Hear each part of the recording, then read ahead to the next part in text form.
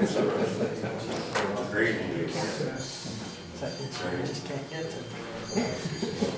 Give about 13. I'd say 14. I'd say 14. Okay. It's the first time I ever did this, so bear with me, everybody, okay? I want to call to order the Board of Supervisors meeting for February 19th, 2020.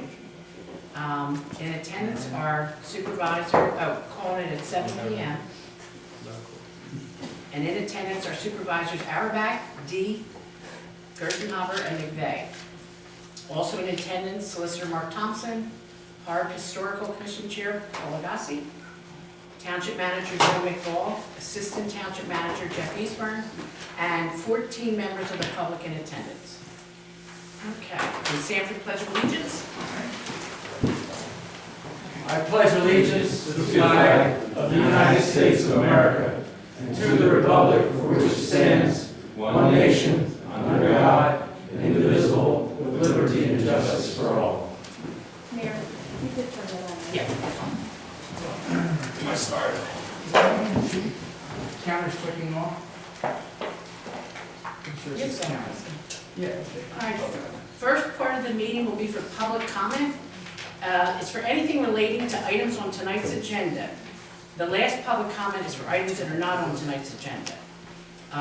If you have a comment, it's important you state your name clearly for the tape so that your comments can be reflected accurately. And please state whether you're a township resident or a township taxpayer.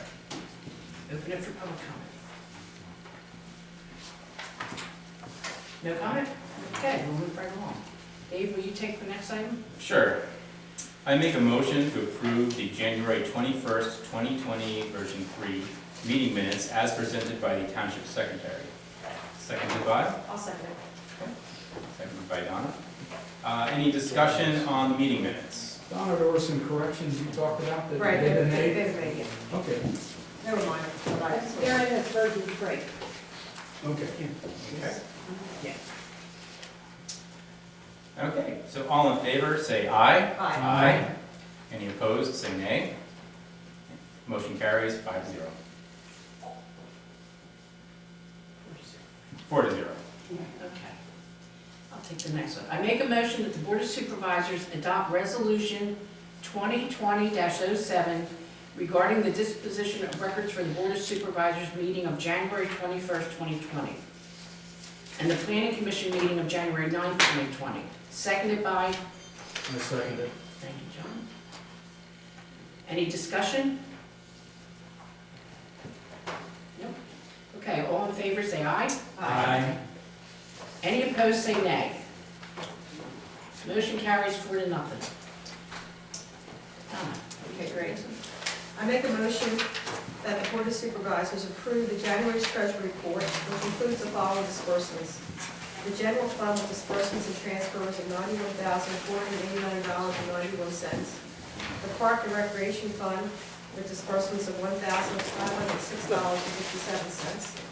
The Open Space Fund with disbursements of $99,553.17. The Emergency Service Fund with disbursements of $6,441.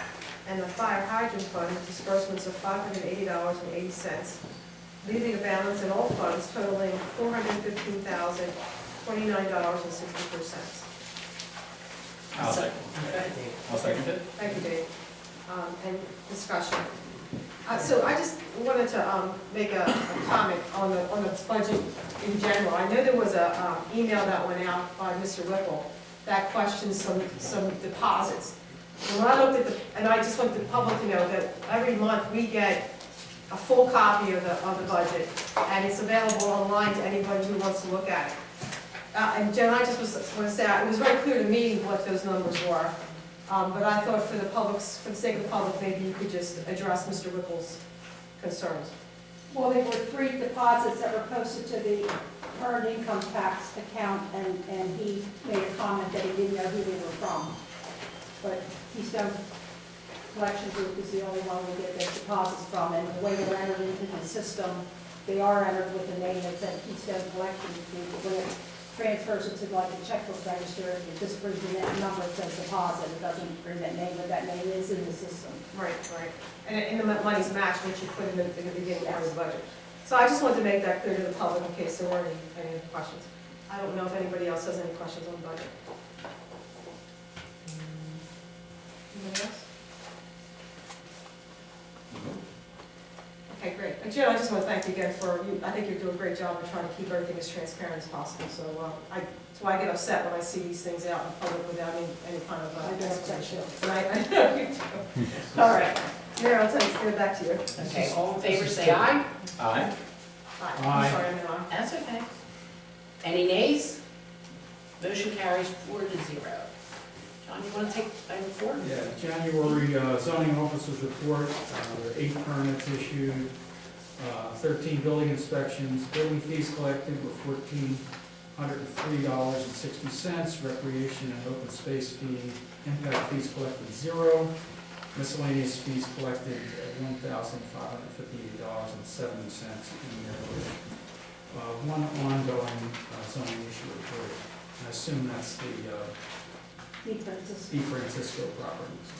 And that, we're just in hold until the historic,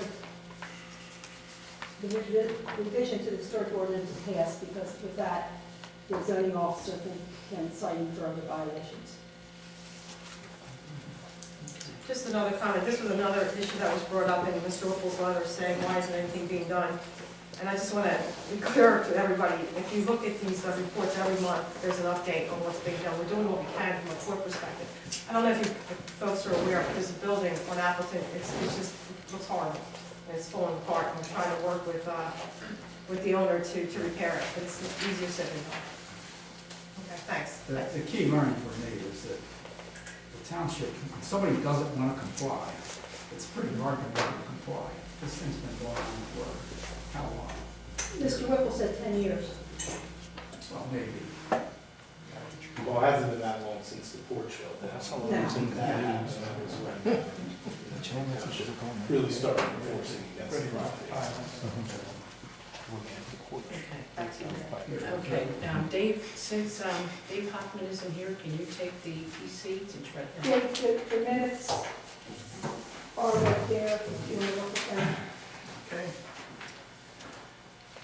So for the, I'm not sure what you want me to do The here. planning commission, you're just doing the summary. Just go ahead. Yeah, just a summary. Gravity. Okay, so planning and zoning, 1691 New London Road, the new owner of this property, Mr.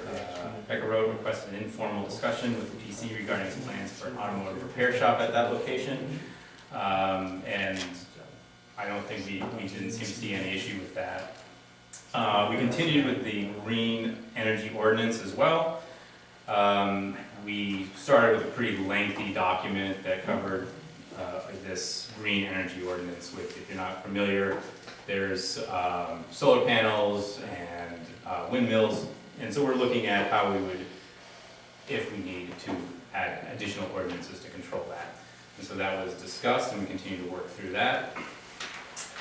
And that was pretty much the 2 major issues at that planning commission. We went through the ordinances out down to our wood fire boilers, which was covered under current Pennsylvania rules. And I think that was it. I saw Brent. Brent, did you have any other comments on the planning commission meeting that I may have missed as I breezed through it? Well, we did have a township resident come forward to discuss his plans on 896. I didn't hear. Oh, yeah, we talked Yeah, about the auto that. shop. Yeah, the auto shop. Yeah. So he just came forward to kind of talk to the township about what his plans were. His plans were something that is afforded to him by right by the zoning that he's in. So there wasn't really a whole lot of comments, although we gave him some advice on some of the plans that we thought he might, have issues with or want to take a look at, and he was very happy to talk to us and was very pleased when he left.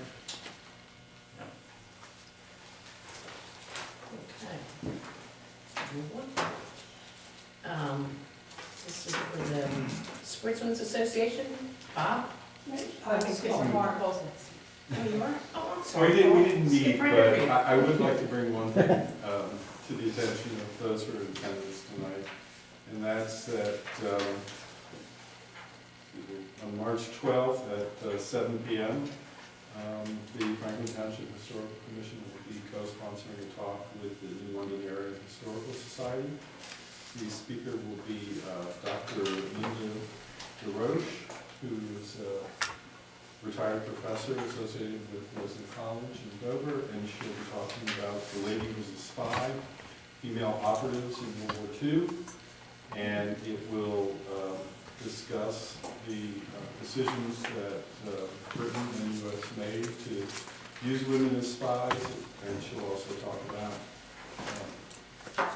some of the spies and their missions and motivations and so forth. It should be a good talk.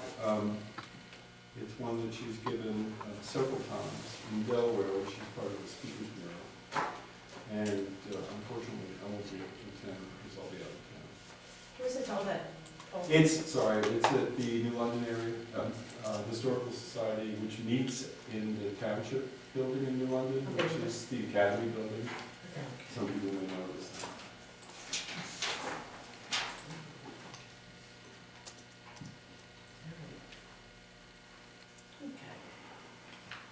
Yeah. The FSA report, Bob? Jim? Jim, I'm sorry, Jim. That's Bob. Bob will be talking too. Okay, He's got- I gotta get to know you guys. Like I said, this is the summer report from the 2019-20 hunting season. Not a lot of change since last month when I reported 35 total members in the association. 24 of them are Franklin Township residents. Again, for some of the public that's here, each year we have an annual proficiency shoot to make sure the individuals that are in the club are capable of controlling their guns and or archery correctly. Again, all hunting seasons for deer are now officially closed until the fall. I'm not positive, and I'm sure there's a soon to open goose season, but I don't goose hunt, so you may hear early mornings on the weekends during the week, some rapid firing right at sunrise. The geese are in the fields. And I know down here at the Ford Farm, they've usually set up a goose blind. The farm over here, the Amish on Stricklerville, they set up a blind out there. So you'll tend to hear a lot of that. All the parcels, any signage, it has been removed. Everything's policed there and cleaned up. Harvest report for the season, 12 total deer were harvested. Community service, again, up until this point, the association has provided 153 hours of service to the township for the year. For our upcoming service projects, as we start breaking into the springtime, I'll let Bob Mackis talk about that. He's our lead for service projects with the township. Anybody in here doesn't know me, I'm Bob Mackis. I am the service project coordinator for the FSA, Franklin Sportsman Association. Like Jim said, we pretty much wrapped up after Christmas. We did our Christmas family, and then we take a break because it's just too cold to go out there. I wouldn't ask anybody to do what we do. Warmer weather, we have a lot of projects lined up already. I'm looking at the merry-go-round, that's what they call them these days, over at Crossing. It's getting pretty rusted up, needs good sanding and painting. We have a road cleanup coming up, that's gonna probably be early March. That's Chesterville and Creek Road. Other projects will be the yearly Goodwin property. We went to D-bond, pick up the trash last year, and Jim probably pointed it out last year, that there were safes in there, refrigerators, anything that you can throw over a hill, it just magically disappears. I don't get it from people, but they do that. Any hill around here, you're gonna find it dumped at the bottom. One thing I am entertaining the thought about doing is, I've noticed that the vines are starting, well, we'll be in Crossing as well, going in there and buying the trails and things like that. One thing I am considering, I'm not exactly sure I'm going to do this or not, but I noticed that in my backyard, one of the vines has started to pull the trees down. The woods is disappearing. And living across from Bannershire, I'm starting to see that over there. The big pines along the highway, or, well, it's a road, but it's a highway, are starting to be pulled over, and there's other trees starting to lose it. We may incorporate that in the future, in some of our projects, but some of the vines are pretty big, and I think they need to go. Yeah, I was gonna suggest if Bannershire wasn't on your list, it should be. Well, we were walking through there not so long ago, and some of those vines are really they're becoming tree trunks themselves. Yeah. And it's a serious issue. We have been in there in the past, you know, just certain guys that go through and just, you know, whack away those vines, or if a tree fell down. We don't really promote it that much that we've done it, but we have been in there, you know. So that's a thought on the list. We've got quite a few things that we're ready to do for the new season. So starting in March, we'll be back to business again. Great. Congratulations, you guys, on your appointments, and thanks for coming to our last meeting, so I couldn't be there. Appreciate it. Thank you. No problem, thank you. Could I ask a question of the spokesperson? Yes, Paul. Permission to speak. So my name's Paul Overton. I was just curious about the proficiency test. It wasn't clear when that was done. Did you hold that at the end of the season? No, that's Okay. just, I thought you that's how announced it's the beginning, that- if you can't that makes pass sense, it, you yeah. don't, It's just the way it was written. I thought you held it this month, which No, I didn't no. understand. Right. no, before each season, each year, Yeah. we hold it. Very good. Thank you. And so the numbers don't line up, 22 passed and 23, because not everybody uses a gun and hunts, not everybody uses a bow and hunts. Yeah. Thanks. All right, thank you, Paul. All right, Donna, Sure. take the next one, comprehensive plan. So, we are working on the comprehensive plan, there's a contract that we've been asked to look at, and I had made some comments, I'll read the motion first and then we'll have our discussion. So it says, I make a motion that the board approve the revised scope of work for the updated comprehensive plan provided by the Chester County Planning Commission to assist in the execution of the VPP contract, which will be considered at a future meeting. So Joe, help me out, we voting on the contract or the You're wording? voting to approve this contract, Right, so we're voting to approve it now. yes. Okay. So they can put it on the schedule and start work. And you have this in front of you. Susan Elks sent this additional sheet down, and it's a summary of some of the things that they're, you know, the process they're going to take with us. It's just a short cheat sheet. Okay. I mean, it is a pretty comprehensive process, that there's multiple meetings. There's a task force that will be formed from the public. Members of the board will also be part of that in the planning commission. So there's quite a bit of work to be done. And so we had some paperwork in our books to talk about what our roles are and what their roles are. And I had talked to Joan to ask if we could get some commitment that we would have any material 24 hours prior to any meeting. And also that the group that we're working with would play an active role in the meetings. And though those words aren't exactly said in the appendix that we're going to be approving, it is said later on in the document. So my comments have been addressed. I don't have any other comments. Does anybody else have any comments?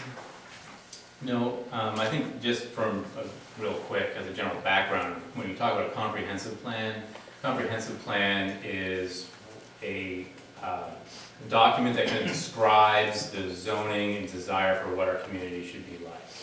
It's not a legal document in that it's not zoning. What it does say is this is what we want our township to look like, this is what we want, and it kind of outlines in various sections of zoning.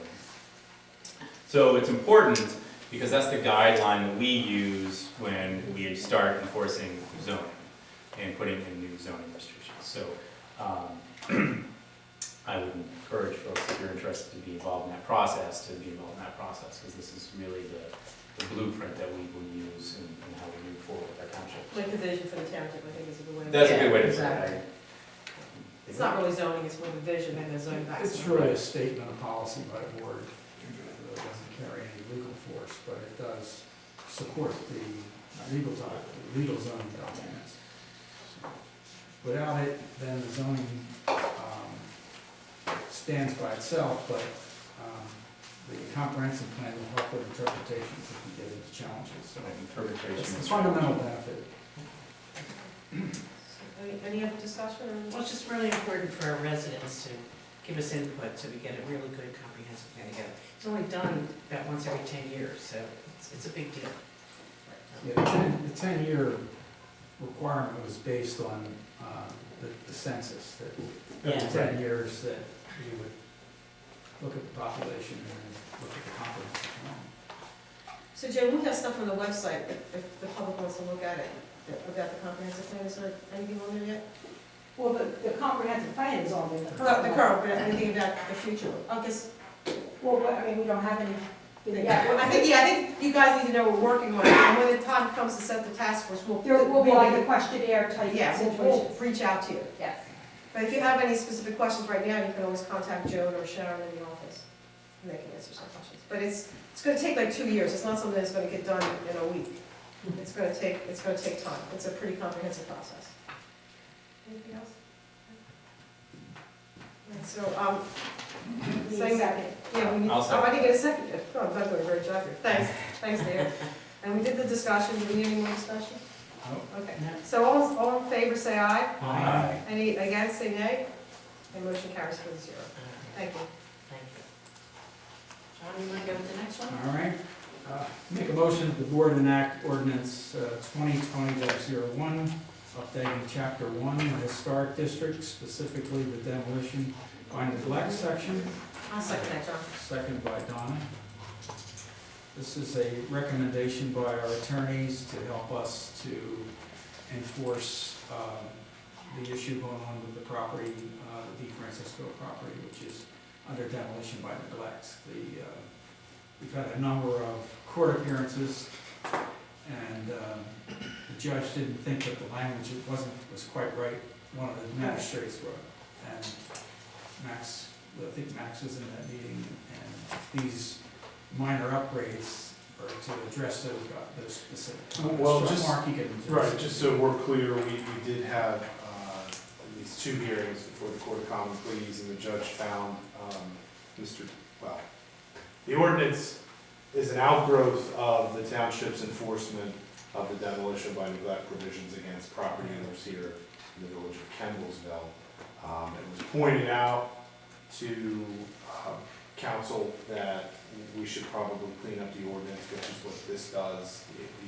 While we were successful in prosecutions of property owners based on the previous language, anytime we find that something should be upgraded, and we make that recommendation, and this is such a case.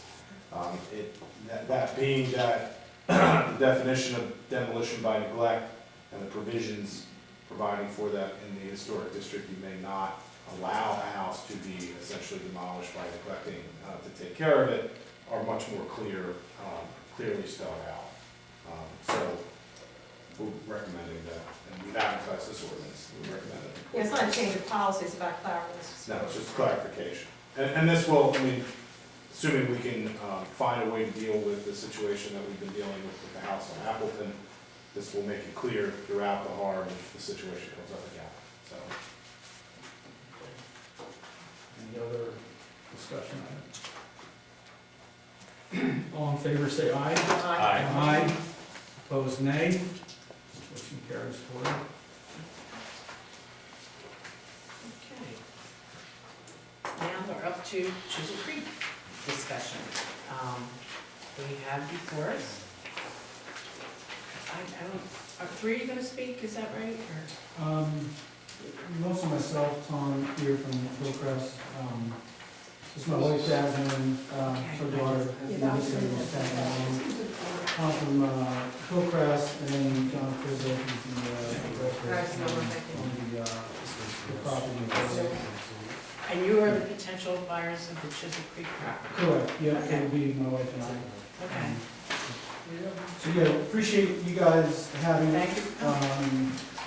Yeah, as you all know, we're here to present on Sugar Creek, and, to a great extent, what we've been looking to do is figure out if there's a way to make it economically viable again, while at the same time, doing it in a way that really preserves the character and really the spirit of the township. And so we've been trying to figure out if there's a way to ultimately thread that needle as we look at this project. We're excited about the possibility. I know there's all sorts of hurdles and things that need to work out for this to ultimately be able to be something that we can move forward on, but we appreciate the support that we've gotten so far, and are here to give you just kind of what the overall plan is, in hopes that you'll support us on a go-forward basis as well, and that you'll all be excited about what we're looking to do as well. Before we just kind of jump too deep into the woods on the plan itself, I thought it'd be helpful to just give you a little bit of context, a little bit of background on us, just so that you just kind of know who we are. Because in a lot of ways it connects to how we think about the property. It's relevant to how we think about it. Jasmine and I, we've got 4 kids. This is our middle daughter. We've got an older one and 21-year-olds. All of them are either in the Avondale School District or have gone through it and graduated. We moved to this area about 16 years ago, so we lived in the same home up in Jennersville, right off of 896 for the past 16 years. We grew up in New York, but moved around a bit, and prior to moving to this area, came from Charlottesville, Virginia. We moved to the area to work for myself. I was working at a small consulting firm in Kennett Square called Chatham Financial. Spent about 15 years there as a partner. Recently exited the business, and I'm in the process of myself exiting the business, helped to grow it from a small firm that it was when I got there to a pretty big firm today. And at the end of 2018, just decided it was time to look for some new opportunities, just kind of do some things on my own, and so I've just kind of been on my own since then. Throughout our time at Chatham, I mean, most of our colleagues lived in either Unionville, Kennett, or Westchester, Downingtown. That was probably the most logical thing for us to do, is to kind of move to one of those school districts, but we really did fall in love with the Avondale School District, and just wanted to be a part of it and just kind of committed to raising our family here. As a result, we serve and are involved in all sorts of organizations, heavily on the sports side, so Avondale softball at the high school, at the Little League level, Avondale baseball, football, wrestling, basketball, cheer. I was the president of the Avondale Wildcats football and youth program and cheer program for 3 years up until about a year ago. We own a restaurant as well in Jennersville, so we own the Mexican restaurant in the shopping center there. Nicosina, yep. And I currently serve on, we attend Willowdale Chapel here in Jennersville. We've been there for about 16 years. I'm on the elder board there. I'm on the board at Lincoln University as well, and at the Garage Youth Center, Kennett and Jennersville as well. I say all that just because I think the way that we look at an opportunity like this is a little bit different from, we're not developers, so we're not looking at it to just try to figure out how do we extract the most out of the property, the land as we can. But we're really looking at it from the perspective of folks who, we obviously it has to work for us personally, and the economics need to work for us as well, but we also want to make sure that it works for the neighbors that we are in community with, and for the community overall. And so we've tried to do that in the plan that we're going to present, is to kind of take all of that into account and be mindful of all that. A little bit of additional context that we think would be helpful is just an understanding of just kind of the golf market, because it's part of why we're at a place where, Chisel Creek in a lot of ways has faced enough hardship where kind of defining a change in use is necessary. For those of you who don't know, I mean, the golf industry has been just overall in heavy decline across the country. It's just been phenomena that is not particular to this area, but has been true just across the board, particularly over the last 10 years or so. That relates to several factors. One of those is what's called the Tiger Woods effect. At some point, everyone wanted to be like Tiger, wanted their kids to be like Tiger, and as he's fallen off in popularity, the entire sport at all demographic levels has really waned as well. The other piece is the millennials, who I'm kind of painting a broad brush here, and I'm the father of a millennial as well, but they spending 4 or 5 hours at a golf course is not high on their priority list, and so that demographic in particular has really, the golf industry has really struggled with them.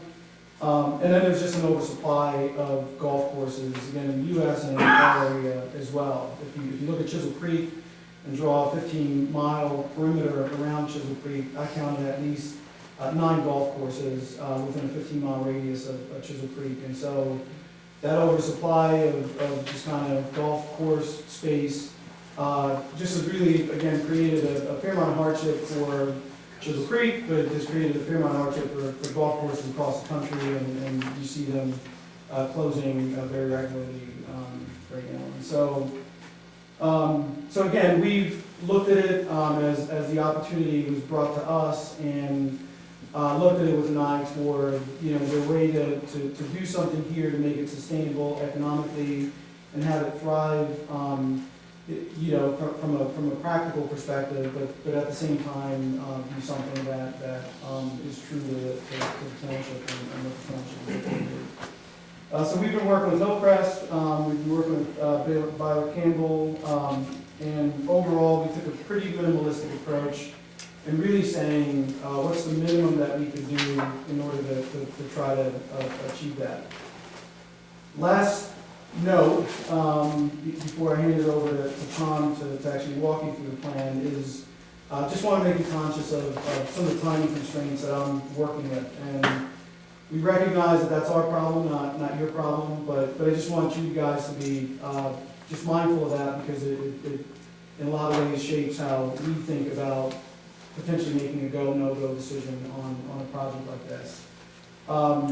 Currently, we have a property under contract.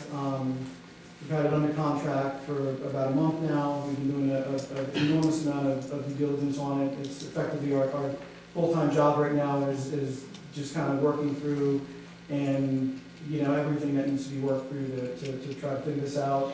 We've got till about the middle of April to effectively, again, do all the due diligence that we'll need to do to figure out if we move forward with it or not.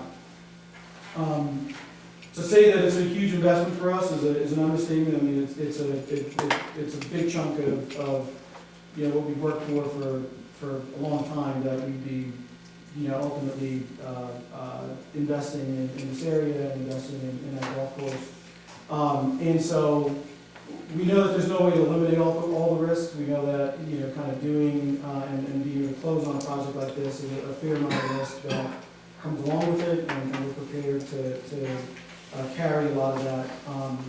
That being said, there's some risks for us that are glaring, that if we don't try to mitigate between now and closing, would be kind of foolish for us to not do.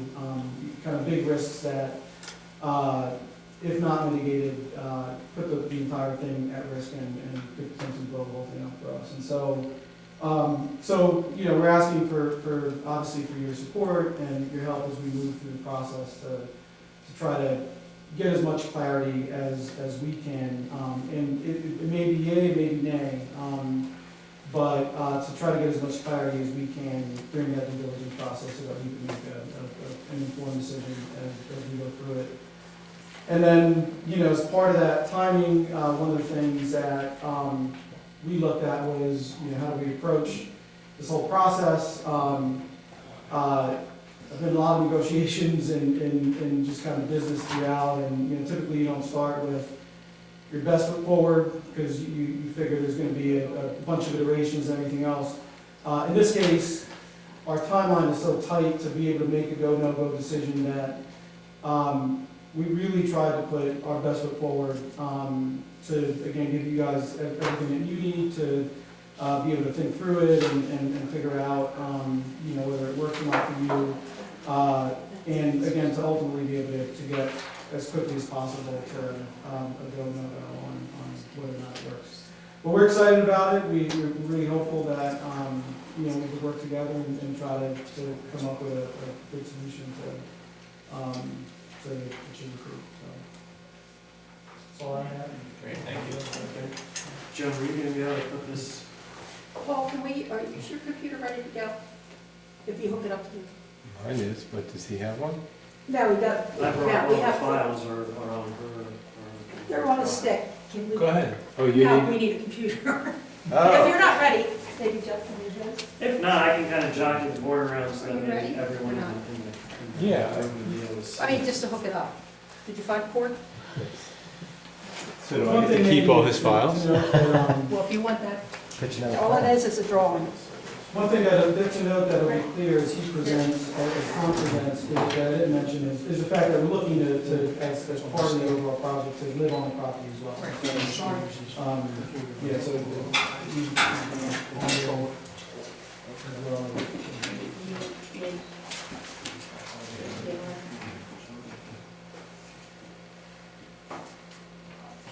So I'll just get started kind of when I set that up. Good evening, members of the board, and thank you for allowing us to speak this evening regarding this project. My name is Thomas Schreier, and I'm with Hillcrest Associates. As my client stated, our objectives this evening is kind of gain some insight for the overall concept of the property, its appropriateness within the township, and potentially a little guidance on the path forward for him as he navigates through his due diligence period. The property reference, I'm sure everybody in this room is familiar with, is the Chisel Creek Golf Course. It's approximately 107 acres, and it contains portions within the low-density residential district as well as the limited industrial district. Signal. Pardon? Change the thing to the. You're coming in on IT issues. Oh, yeah, we have to change the menu in there. We were trying to load it from the USB. Yeah, it says source USB. Right, so. There you go. Hey. Thank you. So as I was saying, the property is approximately 107 acres with portions located within the low-density residential and limited industrial zoning classifications for the township. Ultimately, my client's goal is to create 8 lots. 5 of those lots are to be residential. 2 of them are located on the existing Chisel Creek driveway that are approximately 1.5 acres, and ultimately, as the township ordinance stipulates, a maximum of 13 lots are allowed to access on the cul-de-sac. Being that the existing subdivision contained 10, R2 would be 12, and then the actual clubhouse, which would become a parcel itself, would be 13, aligning with the overall ordinances. The other 2 residential parcels would be 2 5-acre parcels located in the back side here, as well as the remaining lands that my client ultimately would like to build his dream home and raise his family.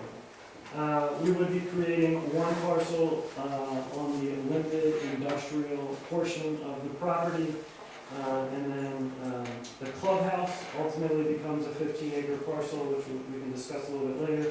And then the lands located behind the existing 9 lots from the Chisel Creek development would be a parcel to be conveyed, whether that parcel is conveyed to the adjacent landowner of Vineyard Christian, or it becomes part of conservation easement with some type of trust within the area, is still to be determined at this point. Our initial overlook on the project kind of showed some areas within the ordinance that we ultimately would need to seek relief from to kind of make this possible. And we'll start with the easy one. So As some of you are aware, portions of the property not only touch Appleton Road, Chisel Creek Drive, but there is a long skinny portion of it that touches New York Road or Route 896. That long skinny portion, ultimately, a part of this plan, we're looking to create it as a private right-of-way to access the LI parcel, the 2 residential parcels, the existing landlocked farm parcel, and then ultimately the remaining lands that my client is looking to retain. The issue with it is that the existing property lines kind of have an effect where they come in on themselves and don't allow us to have a 50-foot width for the entire thing. The portions that we ultimately would be creating would be able to meet the ordinance requirements for a 50-foot width for a private right-of-way, but the existing stem that extends out to Route 896 would not.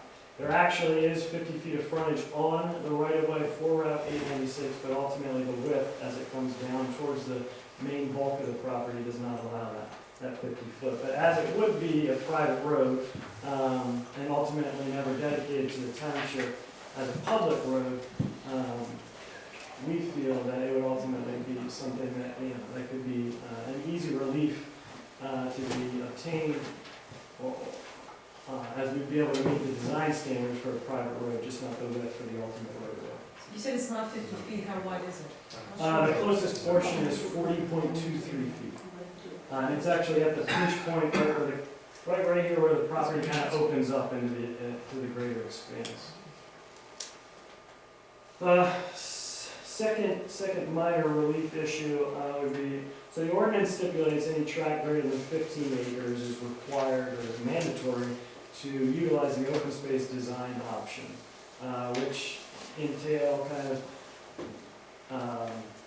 it pertains to developer portions or projects in that you cluster houses and provide large expanses of open space on a separate tract or parcel that would be owned in common ownership. So we would be seeking a more conventional subdivision approach in that creating common open space for, essentially 8 lots would kind of be not feasible for those 8 lot owners to sustain that open space. So as part of this, we'd be looking for a conditional use to subdivide the property in a conventional manner, being that we would not be clustering the lots and creating large tracts of land.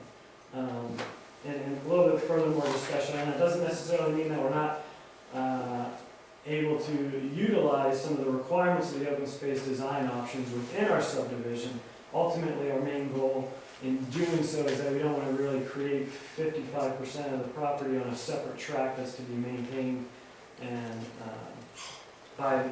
maintained in common ownership by those 8 lot owners that we would create by getting approval for this project. The other major portion of relief and kind of the very integral parts of this overall concept is the existing clubhouse. As the golf course will not remain if my client purchases the property, the clubhouse and its overall improvements will remain. And as I kind of stated, while a lot of their goal is to make sure that the neighbors and everyone feels that that they're not just getting a subdivision or something that would affect their overall property value. They don't want that building to lay to waste. And to the best of my knowledge, as it currently stands, there is a kitchen, there's a seating area, there's kind of a banquet hall, there's a little bit of an office space, and overall, I think 100 and some parking spaces. And ultimately, my client's desire would be to kind of utilize that building in a similar fashion, whether that be some for weddings, maybe an event space, office space, potential restaurant or a winery or brewery that would kind of meet the sections within the ordinances. But ultimately, it would be their position on it was to make the project feasible is to be able to utilize that building in an appropriate manner that wouldn't lay the building or its improvements to waste in the future. So that pretty much explains the concept. I'm sure you guys have plenty of questions to ask pertaining to it. So let's kind of open it up to questions at that point and see if I can Could you, with a pointer, outline the properties? Which, Yeah, what is that? there's, you listed a number of properties, could you just kind of delineate which ones are which? You want to Yeah, sure. With a pointer? Laser pointer, that'd be great. over there? All right, so let's start with the 5 residential. So this is the existing Chisel Creek driveway here. Okay, So lot 1 and lot 2 would be here accessing off Chisel Creek Drive. okay. Ultimately, as the aerial shows, this is the clubhouse and its parking lot. This would be a 15-acre parcel that would align along the existing Chisel Creek Drive and then extend back into the property encompassing, if you've ever played golf here, lot 10, the green of lot 18, 9, and the putting green. If you look this here, this portion of the property here would be the extension out to Newark Road. And this is the LI parcel here that ultimately would be roughly 10.375 acres. Currently it is zoned LI, and therefore we would just be creating lot lines along the existing zoning boundary that exists today. So then there is a 5-acre parcel here, a 5-acre parcel here for residential development, and then ultimately that leaves approximately 63 acres for my client to retain for his home and personal leisure, and that extends essentially around the whole outer extremities of the property, extending up into this portion here. This parcel, which lies in the middle, is not a part of the overall project. It's just an existing residence, which accesses by a 20-foot wide existing private driveway easement that extends out to Appleton. Generally, where would the residents be on the large property? My client is looking to build their home in the location of, and I think this is hole 14 and 15, so it would be up in this upper location here.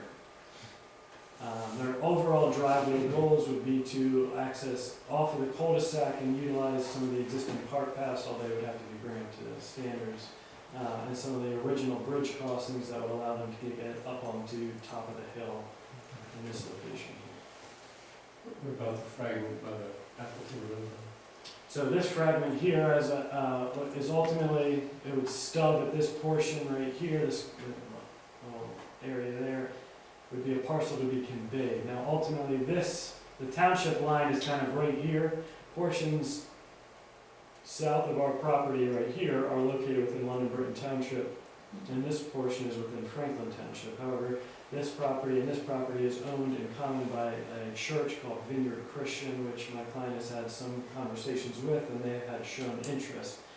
Now whether that would be conveyed to them or ultimately conveyed to some type of conservation group to be held as part of a conservation easement is kind of to be determined. There's another fragment on Appleton. This? Yeah. This is actually lot 1 of the existing Chisel Creek development. So there's this is lot 1, there's 2, 3, 4, 5, 6, 7, 8, 9, and 10. This parcel that you're trying to convey, that's not suitable for residents?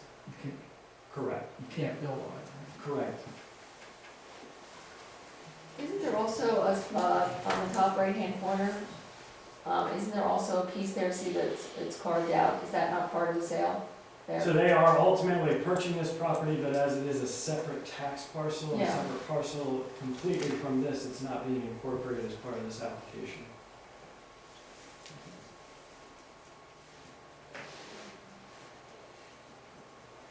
Could you explain again back to the road, the 896 Yep. issue? Because now you have a pointer. Yeah, so this ultimately, this is the match line here that kind of matches with this line here. Okay. And ultimately, there's an extension that leads out to Route 896. It currently has a 20-foot wide existing driveway easement that allows this parcel owner, which is landlocked, to access this parcel as well as this parcel here to access.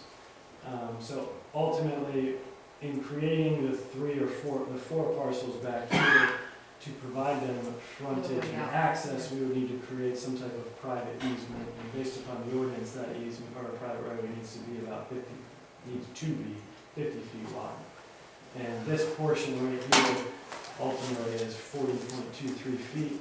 While there is 50 feet down here, and like I said, existing property lines come in on themselves and don't allow 50 feet to be extended all the way out to the ultimate frontage of Route 96.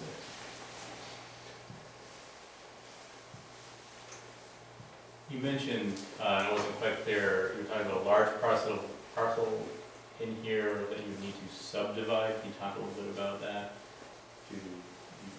So ultimately, I think you're pertaining to the open space design option. Which, Right. So the ordinance stipulates any tract greater than 15 acres, it's mandatory to utilize the open space design option. Open space design option essentially allows smaller lots with a large amount of open space being dedicated to kind of cluster the overall subdivision into close quarters while preserving the more expansive land around it as open space. Typically, that open space within a subdivision like that is held on a separate parcel and then maintained through an HOA by the actual lots being created by the subdivision. With 107 acres, approximately 55% of this parcel is about 58, 59 acres, give or take. In creating a separate parcel containing 59 acres and expecting 8 people to maintain that, it just becomes not feasible for those lot owners to pay that type of HOA fee on a monthly basis to do so. So the LDR ordinance through conditional use allows tracts greater than 15 acres to approach subdivision in a more conventional manner, whereas there's stipulations for 20% open space, the lot sizes are a little greater. But I think it's more pertaining to situations like this where we're not really ultimately creating a full-on subdivision and expansing the property to its limits. What we're creating is 5-acre lots, which is well and exceeds any minimum lot area requirements that the LDR would actually require whether we did the open space design option for a conventional So subdivision. the individual homeowner would have 5 acres, Correct. which is something they could manage. So, It's a size that they could manage as opposed to having a. yeah, well, and ultimately, because the homeowners wouldn't necessarily be managing that open space. They would have to hire, they would have a maintenance organization that they would have to pay into to continue to mow and do things of that nature, which on 59 acres ultimately is truly cost for 8 homeowners.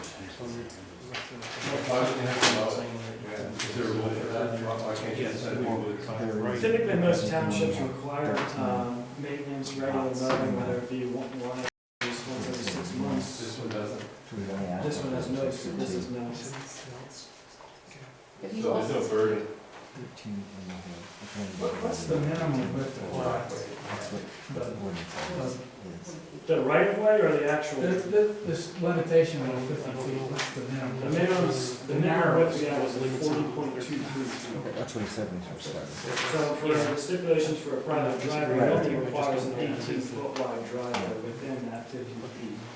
And ultimately, I think the requirement for that 50 feet would be that in the future, if the road was ever to be dedicated to the township in a township dedicated road situation, that 50 feet would be able to sustain and all. I just didn't remember the number. Okay, thank you.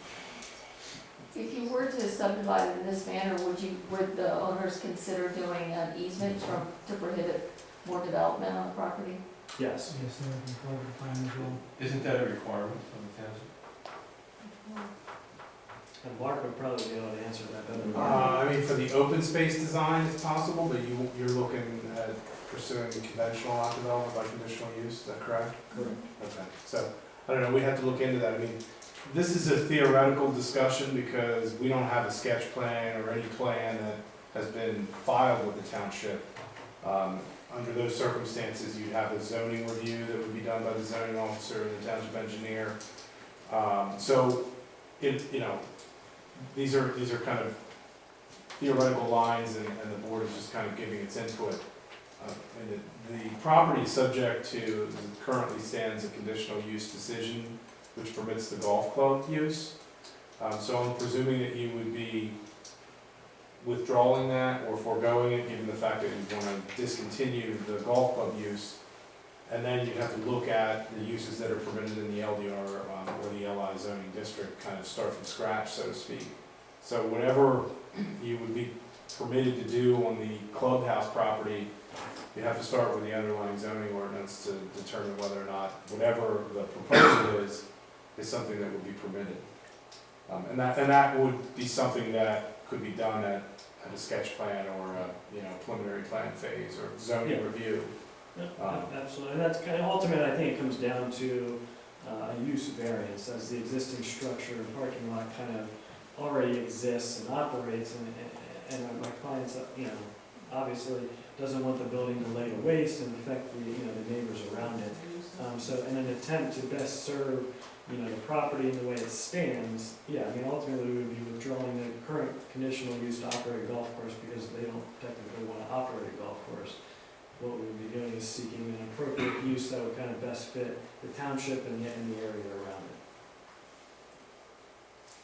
Have you So- said, Oh, go ahead. I haven't heard any discussion about what the parameters of that use would be. So I think I forgot to mention that currently the building stands with a kitchen, seating area, and a banquet hall. It has a little office space, and it operates using, it currently hosts, whether it hosts today or in the past, it has had, small events or things like that for bridal showers, wedding parties, and things like that.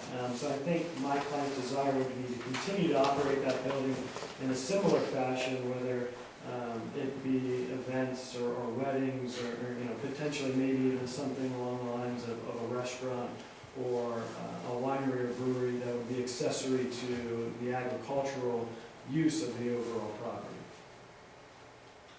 So is there an agriculture, I guess I missed that, there's an agricultural use going? Well, so ultimately, they're not gonna they would utilize the property to the best manner that they could. So being that they could lease out some farm fields in the future would be something that they would obviously be entertaining. We're gonna retain, what, 70 acres?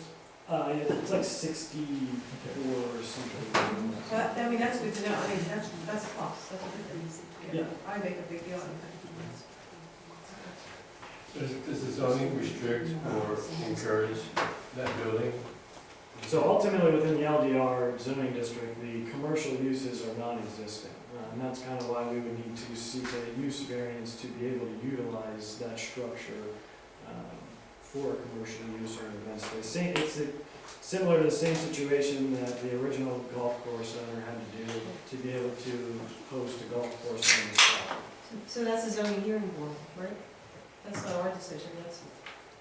Well, How does I this mean, work? the applicant could try to shoehorn it into one of the permitted uses in the LDR. I'm not seeing anything that necessarily would apply to that type of use. There's the agricultural type of, there are options there. I mean, you could request a variance. The standard's very high, nearly impossible to meet for at least a use variance. So that would be before a zoning hearing board. The other option would be a modification of the zoning ordinance to permit a specific use. I mean, those are kind of like 4 different options.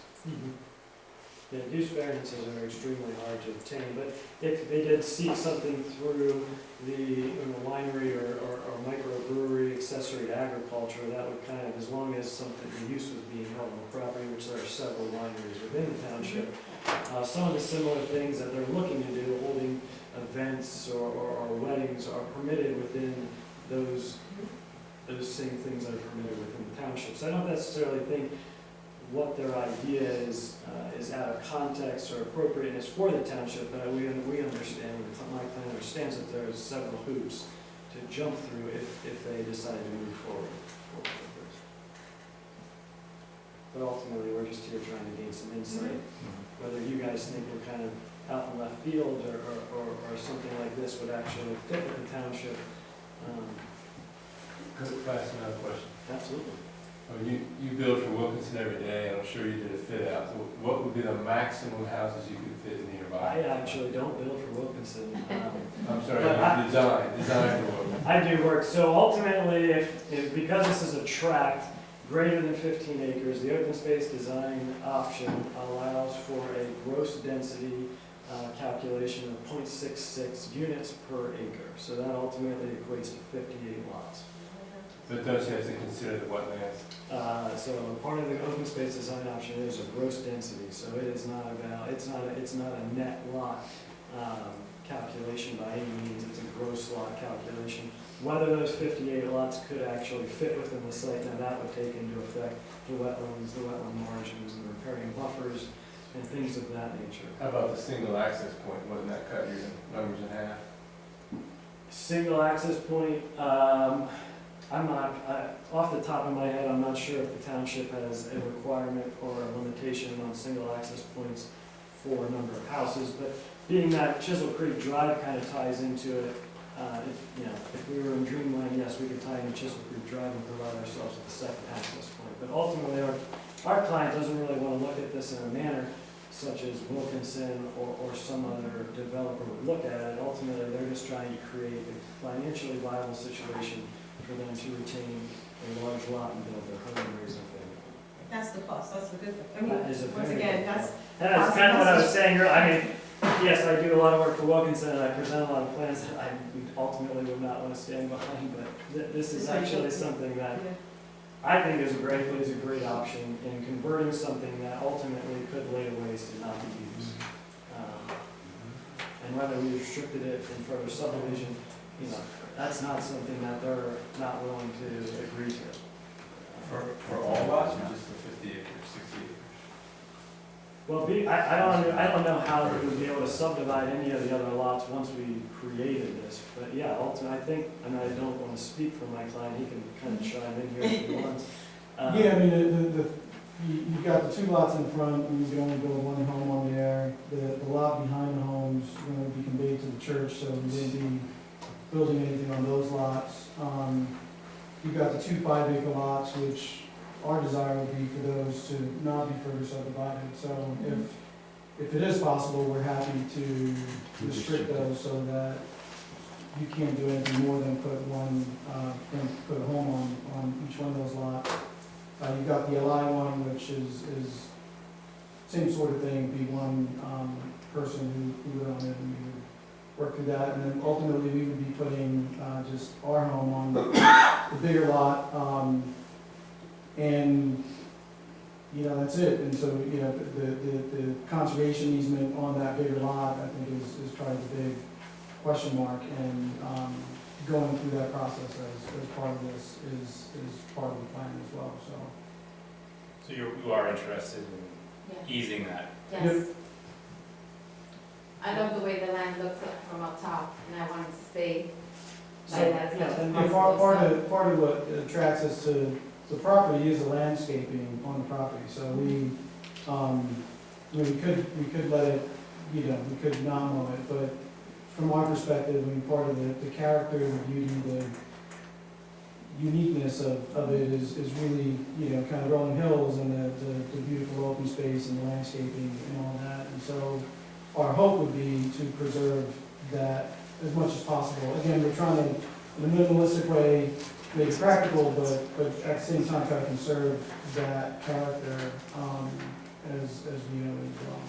So, and kind of further expanding on the conservation easement portion, while they don't want to create 55% of the property within a separate tract owned in common ownership, they would still be able to create essentially a 55% conservation easement over the entire property that would ultimately, if it crossed a separate parcel, like the actual wetlands buffer crosses into the allied parcel, that portion of the property could be a part of that conservation easement, but just maintained by that owner of that lot.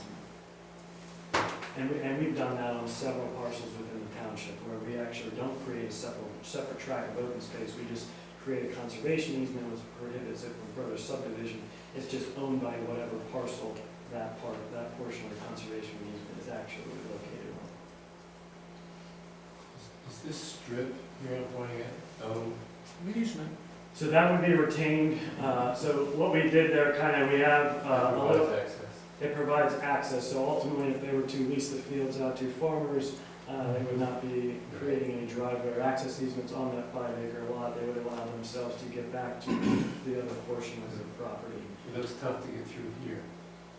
Yes, there's a pond there. Have you looked at the county to see whether you could get an ag easement and do something on that? Get an ag easement, I'm sorry. Get an ag easement and then it's for farming some of the property. Yeah, we've spoken to several folks about, just kind of like going through that process. We haven't started the process, obviously, but, yeah, that's part of the plan is to kind of go through that process. One of the advantages of doing that is that if you farm it, it essentially maintains it, because if you just leave it the way it is right now, it won't stay that way. So you're gonna have to do maintenance to manage the vegetation, so if you farm it, then that's done for you on the property that's being farmed. So it's essentially free maintenance if you lease it to a farmer. I'm Dan Latimer, I'm a resident, and also a large landowner here. Hello.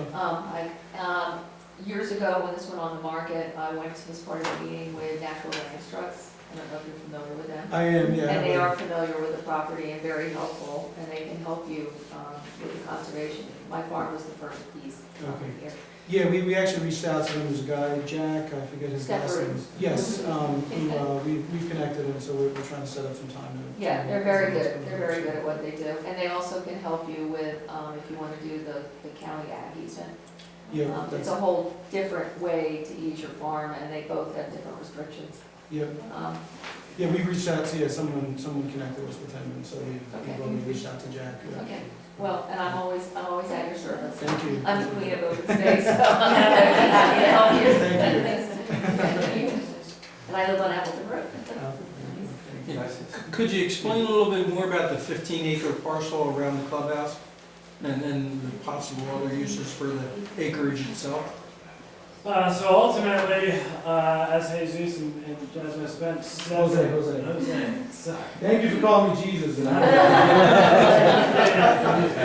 spent several days on the property, and ultimately, they really like the view shed from that clubhouse overlooking, I think, that whole pen and the greens there.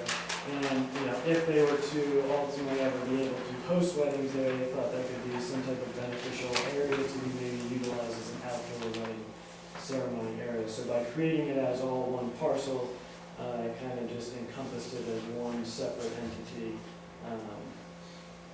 in itself. Can I say something? Sure.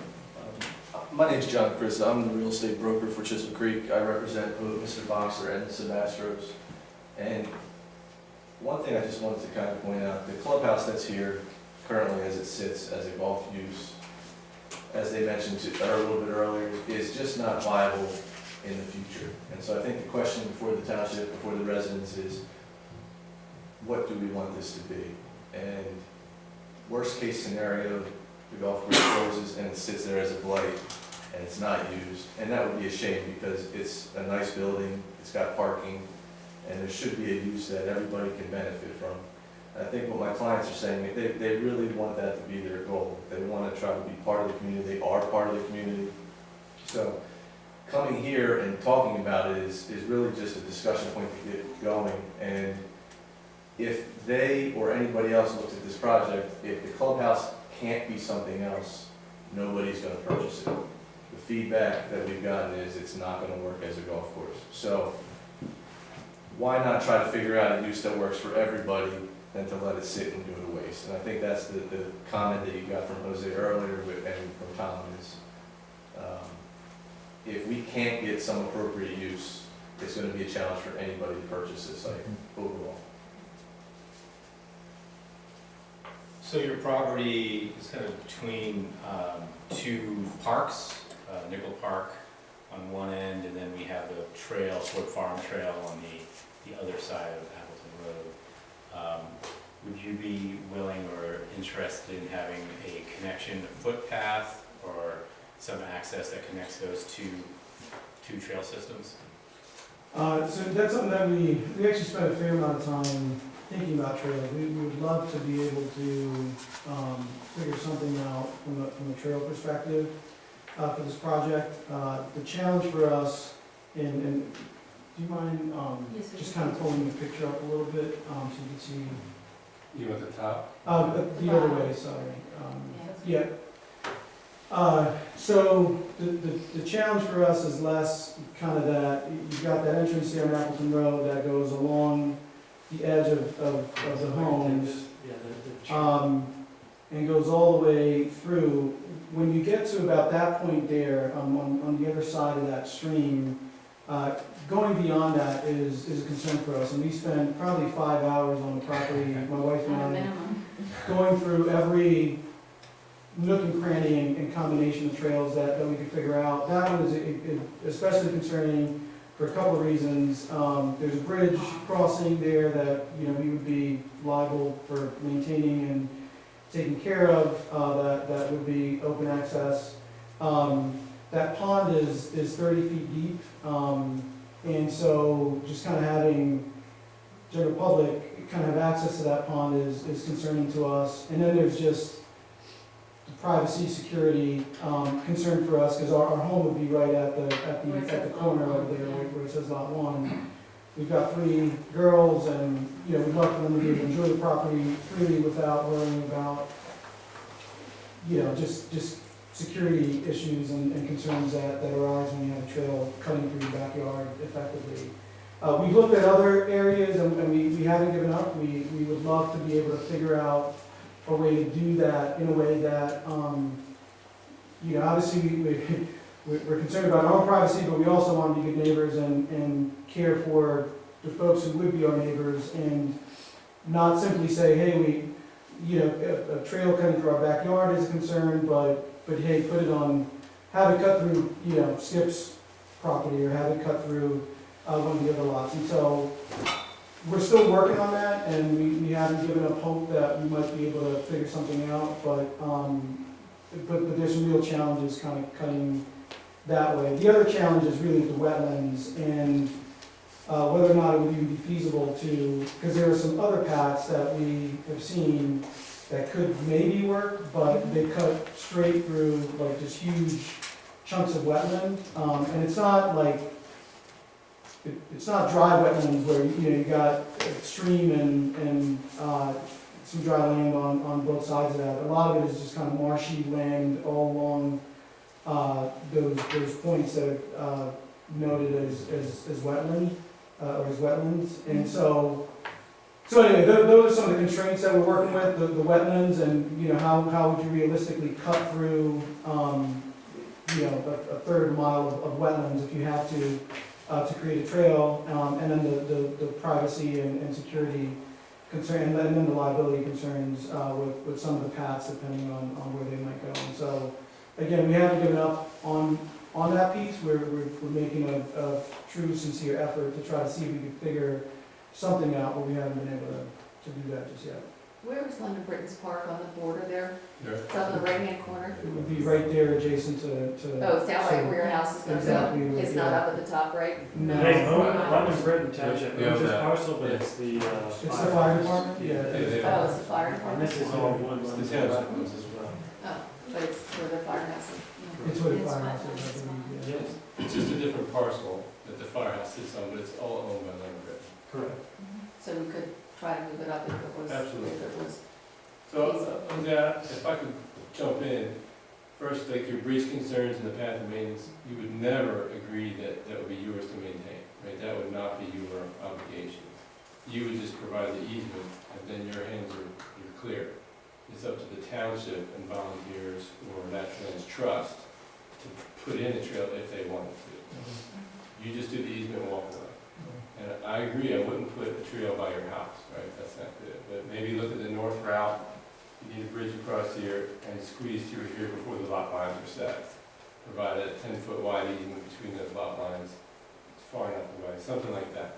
But I agree with all your concerns. Just wanted to ease your mind a little bit that once you give off the easement, you're not liable for the construction, the maintenance, or the liability. Cool. Our concern on the pond in particular was if the pond is not, so let's say there's a trail that kind of goes around the pond. Yeah, I wouldn't do that. Yeah, okay, that makes sense. Yeah. That's called an attractive nuisance or something. The Oh, lawyer very sitting right there attractive. sitting very Exactly, quiet. yeah. That's not delegating legal advice. But I'm trying to speak up because I'm just a resident and the supervisor can't really commit to much, as Mark said, so I'm just trying to feel it all over. Yeah, I appreciate that, thank you. Well, I'd like to say that, as a resident and a former supervisor, no longer one, that I think it's a great plan, and I would ask the supervisors and the planning commission to work with these folks. This is something that's, really a gift to the township, and I'd like to see them here. Thank you. Our approach is normally to try to work with you guys. I mean, we're not making any promises, but I know you've been talking to Jeff, talk to the township staff, but we can do to help move this thing along.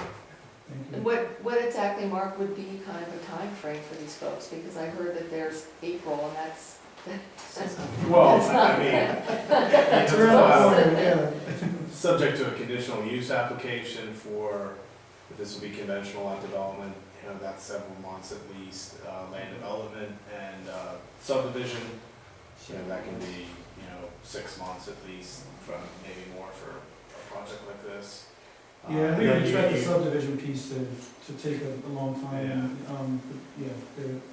sorry. And then the applicant would need to figure out what they want to do from a use perspective related to the clubhouse. And again, I spoke to returning Mr. Jarvis this afternoon, and offered to sit down and go over these issues, in more detail, so that you can, get a better sense. I know you're getting a sense here from the group, but again, I don't know if the zoning officer's done a comprehensive review of the issues, or whether the engineers looked at the proposal. Again, we don't have a sketch plan before, so that review process really isn't able to be engaged yet, but. And ultimately, I think the sitting down together to go over would be a great idea. I mean, we can make a formal sketch plan submission as early as tomorrow, if that was something that would be, at least get us a comprehensive zoning review, so we can kind of get the glaring issues. Obviously, there's going to be minimal detail regarding lot construction, septic permeability, and things of that nature, but the overall concept, at least, to get a look before they had to make an ultimate decision. Yeah, we can talk to the township staff and consultants about that and set that up in a rather expedited manner. That's great, thank you. Mark, what's our ability to comment on this?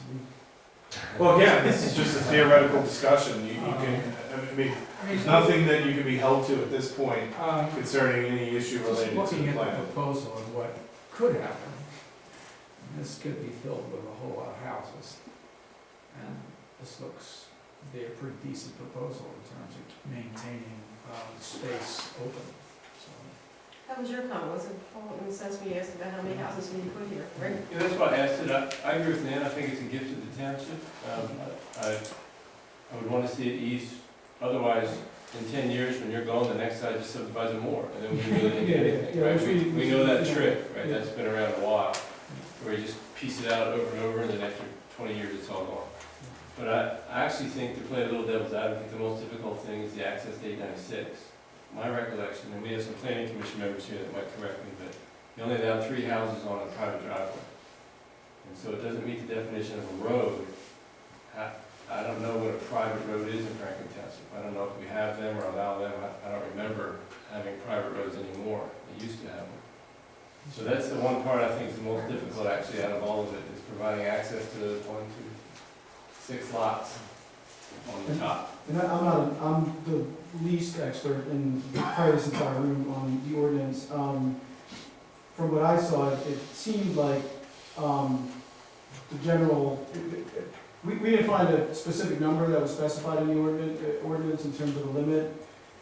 It effectively said, from my understanding, that it should be a public street unless it's impractical to effectively do so. And so,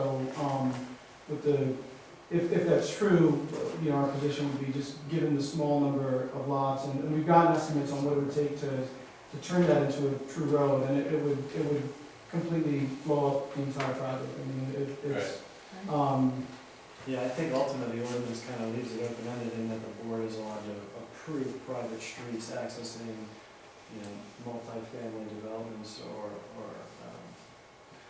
I guess if I could ask a question, you control all the lot lines around there, couldn't you just make that 50? No, the one Okay. 896, right? Oh, it's just the end there, that's it. It's off the page, but it's here.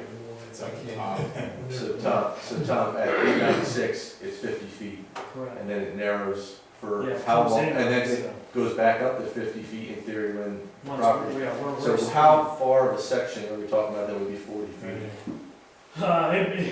You know, basically smaller. it's 50, yeah, well, you know, it's ultimately that whole stub, I mean, because it starts at 50 and then it kind of comes in on itself to 40.23 It's feet. about 200 feet?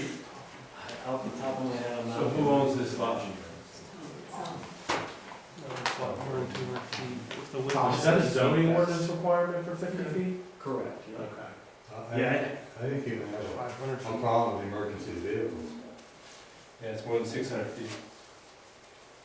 Yeah, you have to look at emergency vehicles and turnarounds and all that. Anyway, I was just pointing out, that looks like a difficulty, and maybe talk to this lot owner to get 10 feet, I don't know. But I don't think it's a deal breaker, but I'm just saying there's a hump there. I mean, I think ultimately the ordinance is what, 600 feet for a maximum cul-de-sac length is Correct. what you're referring to, so. Three houses on cul-de-sac. No, it's No, it doesn't 3 on the driveway. But ultimately, we could create a cul-de-sac and then extend that cul-de-sac with another cul-de-sac, just providing emergency vehicles with turnaround. No. We have to get the engineer to review that issue. Yeah, you got a lot of. And I guess the other issue is the entrance to 896. There's an issue with entering and leaving that 896. It would require an HOP permit to provide access under that road, as it's a state maintained road. And right now, you can't take a left into that driveway if you're coming from York. Because of the hill, because of the hill. There's no Okay. site. That's I mean, that's a PennDOT thing. Right. There's a PennDOT sign on Mark. I don't So, yeah, that was. Enter that, and I mean, what direction you're going down. But they still want to go left-hand turn, so you're coming from York, you have to. Well, I think you're hearing the sense that we want to work with you, no promises, but we want to work with you. We're happy you came to talk to us. Thanks a lot. Yeah, really appreciate it. The consequences are some high-density housing operation, and this is certainly far better than that, so. Well, I'd also like to say, as in the character of Franklin Township, this is what we do, this is what we want to be. Large lots, farms. Whoa. So before, is it any, we hear a lot from Paul and Dan, is there anyone else in the audience? There's a lot of people here who are concerned about this issue, want to ask some questions, or? Okay. Thank you very much. Thank you. Thank you. Good luck. Thank you. I don't know how these meetings go. Oh, You don't have feel to. free to Or we could- We'll just make a note you left early. Okay. I'm thinking of other things on your mind. No, good luck, good luck. Thank you. Nice to meet you. Thank you. Appreciate it. So they decided that.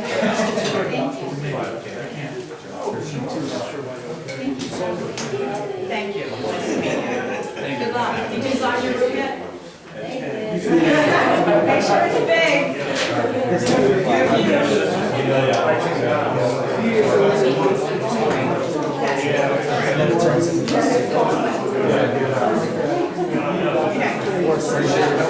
Everybody said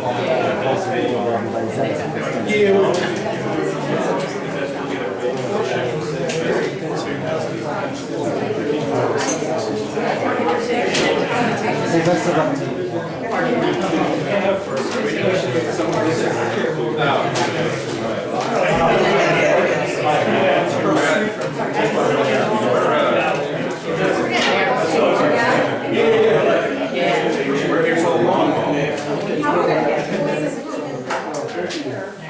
Maybe you turn off that.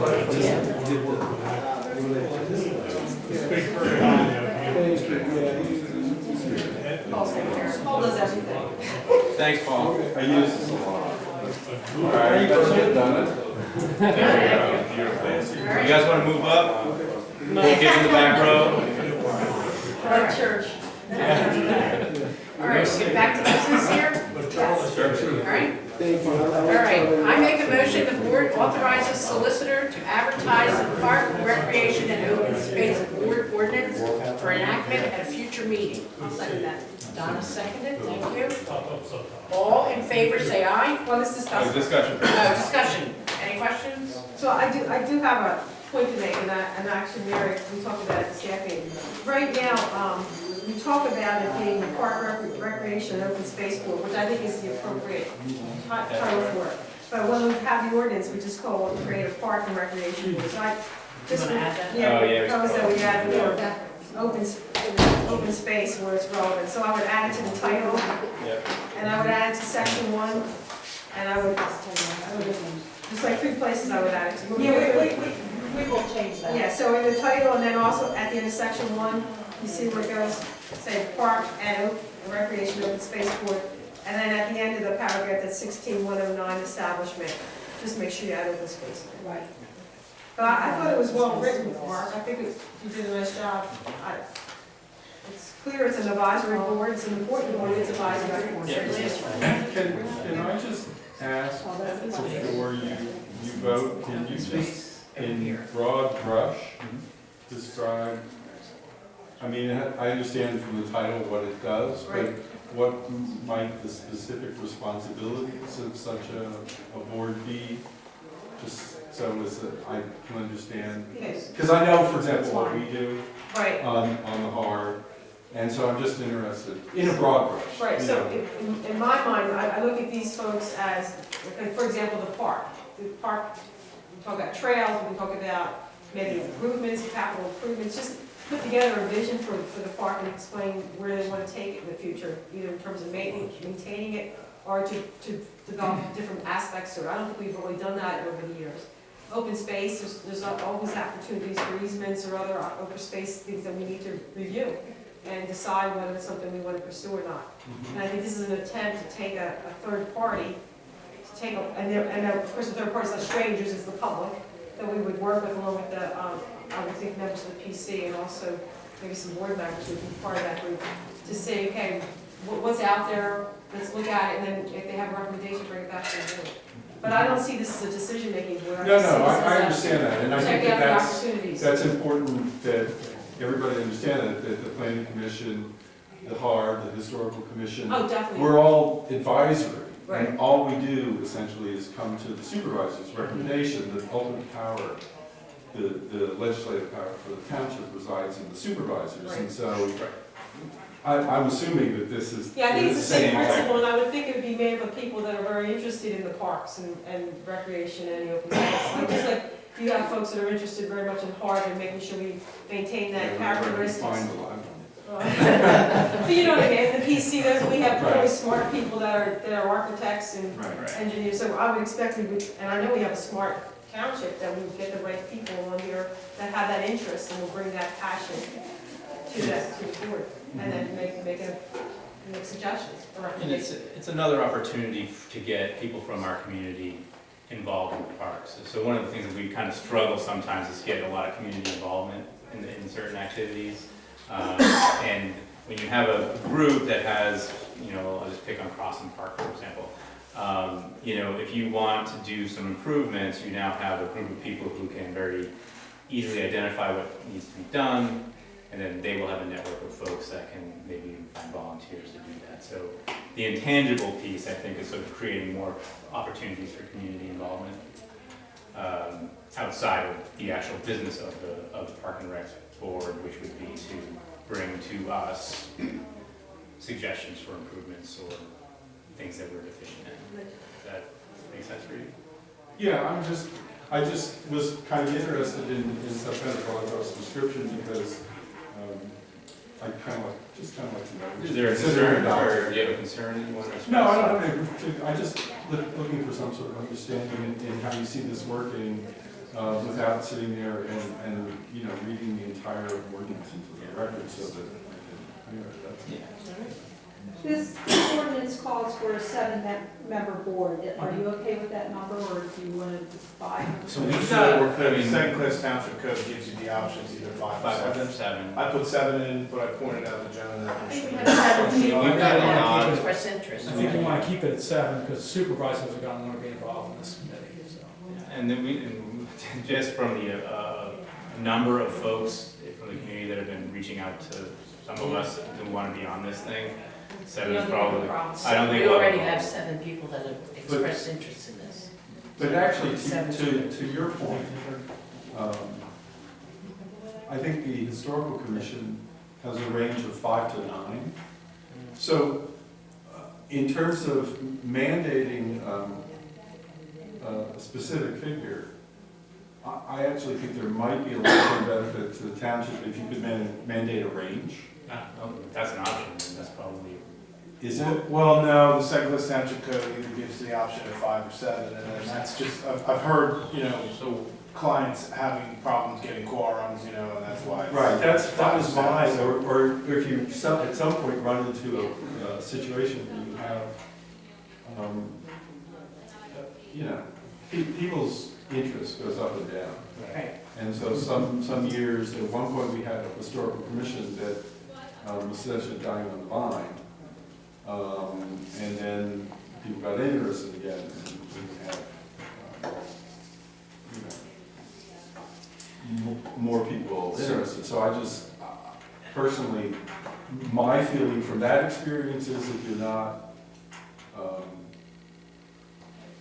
if you're not, I don't want to belabor the point, but you said you have a 5 to 9. I believe How you have does a that? 5 to 9 range if you look at the. That shouldn't be, right? Well, I guess that's depending on how many people the board decides they're gonna appoint at a certain period of time, that would be how. So that would be something like on a yearly review, we could say we're going to reduce the size to 5 or increase the size to 9. You have to could, have again, I mean, the way I read the second class township code, you get the option of either 5 or 7.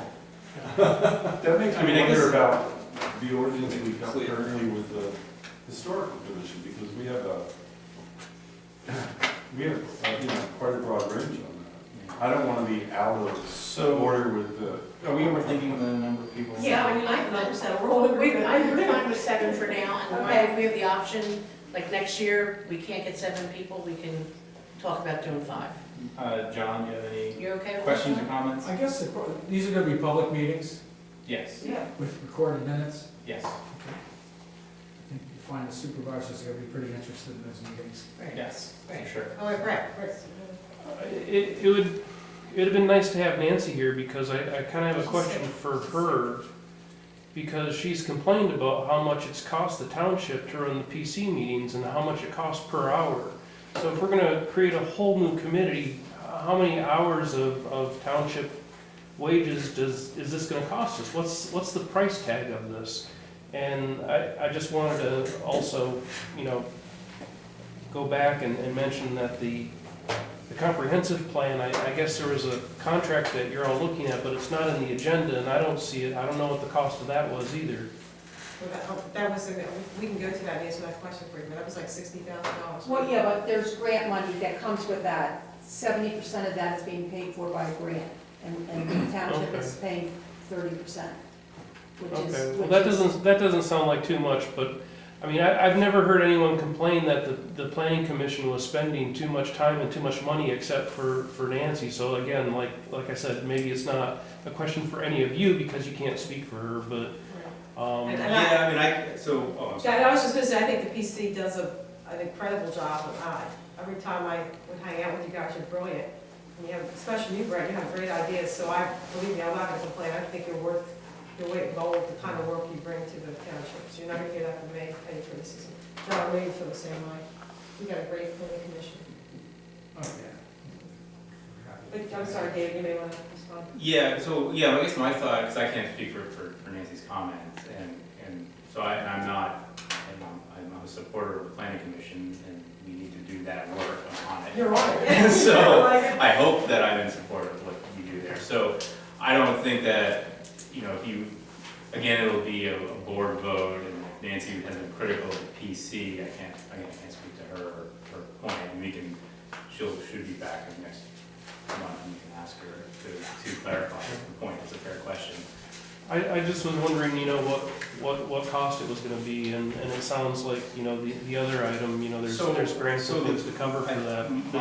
My assumption will likely be, you know, the cost of the township would be, and I don't mean to be picking on the PC, but it's likely less than the PC, because we're not gonna have a zoning officer writing ordinances, right, and rewriting ordinances. It's really going to be minimal township involvement in terms of. We have staff. Staff, yeah. We won't need a lawyer. We won't need a lawyer. I mean, it's really just, be more akin to an FSA meeting. Or like Paul's meeting. Yeah, Or that's what I was gonna say. So with the HARD, for example, we're essentially the cost of electricity. Except for when the HARD was discussing an application for certificate of appropriateness, in which case we make efforts to have Jeff Ovals here, because that's a decision concerning the property, and a recommendation that will go to the supervisor. But that applicant pays for that, they pay a fee. Okay, but nonetheless, that's when those expenses get incurred. When the historical commission meets, it's electricity. But I would think for this meeting, we would have minutes, so someone's gonna have to transcribe the minutes. The only caveat I would add to that is that the historical commission contributes to underwriting historical costs, and so we incur an expense to the township. And, you know, there are other things like education members, there may be courses that something the member needs to attend. But it doesn't have the overhead of a planning commission meeting, and I would assume that this would operate somewhat similarly by and large, more like the HARD or the historical commission than the PC. I don't think you guys spend that much money, so.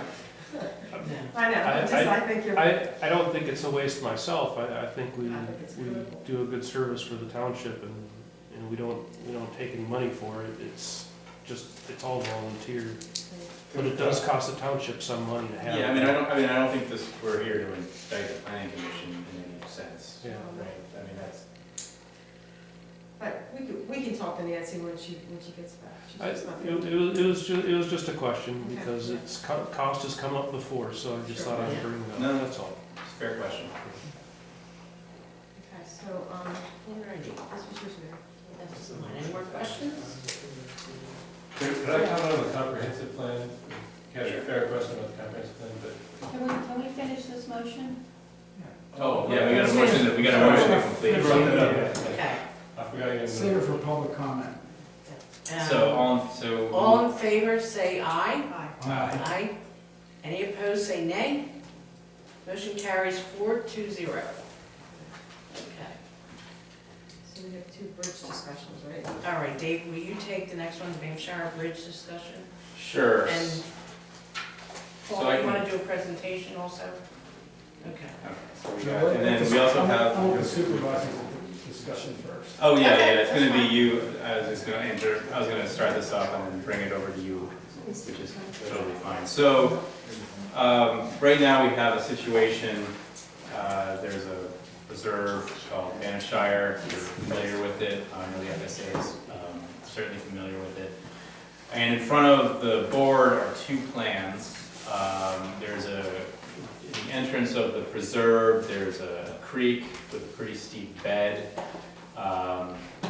And we are going to be discussing two options to allow foot access into the preserve without having to descend the slopes, ascend the slopes, and tromp through the stream.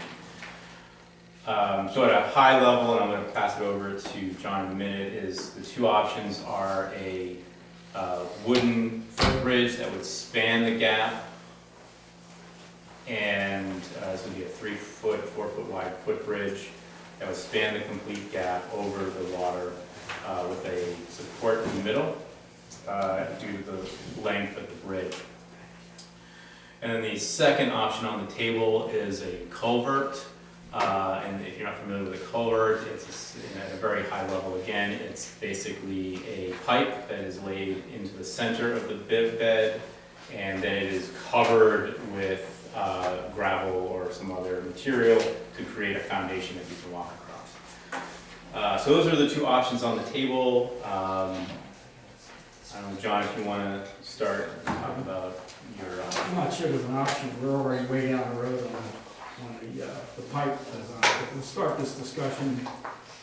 Just a bit of history. Many years ago, 2012, I believe, Penny Shank and I walked that entire bank looking for a place to cross the drainage strip. We found a place with many large stones in the water that could provide a crossing point if a few more stones were added.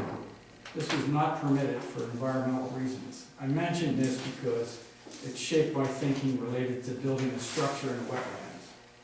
With this in mind, I knew the impact we would have would be like to obtain a DEP permit. Current entrance to Bamshire requires crossing an 8-foot deep drainage ditch with steep slopes on each side. The entire area within the ditch and some surrounding banks are classified as wetlands, hence the DEP permit. Bamshire Parcel is a rugged, challenging trail system that is suited for adventuresome outdoor enthusiasts, people who are physically fit. Current entrance is configured, does not present any obstacle to those physically fit individuals. By comparison, the Ford Farm Trail is flat, mowed turf path that's suitable for a wider population there, grandmothers and grandchildren. Early last year, we made some field inspections at the near the currently proposed crossing point. The objective was to find the most convenient point to cross. To expose the terrain, we attempted to mow some vegetation along the top of the bank on the parking lot side. The soil conditions were so poor that the tractor got stuck many times, but enough of the terrain was visible to validate the current proposed crossing spot. The point I'm going to make is that the soils are very poor in this area. If an overhead bridge is considered to span, we require a 50-foot bridge structure. If we're using spent utility poles, which is the design for the horizontal structure, the center support is required to reduce the span to 25 feet. Within the limits that, and I actually developed that design with Mr. Overton, within the limits that I perceived at that time, I developed a design that used some heavy precast concrete blocks as a center support and gabions and the bank supports. The concrete blocks would be placed in the bottom and the gabions would be notched into the bank slopes. The design is weak and fragile related to the external forces that will be applied to it over time. The design is weak because it rests on silt. The entire area, including the banks, are wetlands and very low soil quality related to the supporting structural elements. The design dated July 14th was the one that I developed, and Mr. Overton was submitted to LTL for a permit application. The LTL engineer recognized the limits of the weak design and proposed the design using a 30-inch pipe, cast head walls, and a gravel walk. He advised that the permit we're seeking would accommodate either design, same permit. LTL's design dated January 17, 2020, this year, is stamped by a registered professional engineer, so it's a certified engineer design. LTL's design is enormously more robust than the overhead wooden bridge supported by wetland silt soils. The massive structure created by the concrete head walls and gravel mass provide a structural element that is resistant to movement by a very wide margin compared to the wooden bridge. A paradigm of infrastructure design that it must be robust, related to resisting external forces that degrade it. There are few people that don't know that the forces of nature will continually degrade any structure constructed in the outdoor environment. A stronger and more robust structure will last longer and ultimately cost less to maintain than a weak design. Therefore, the structure must be robust and designed appropriately. I strongly recommend that the LTL design be implemented as configured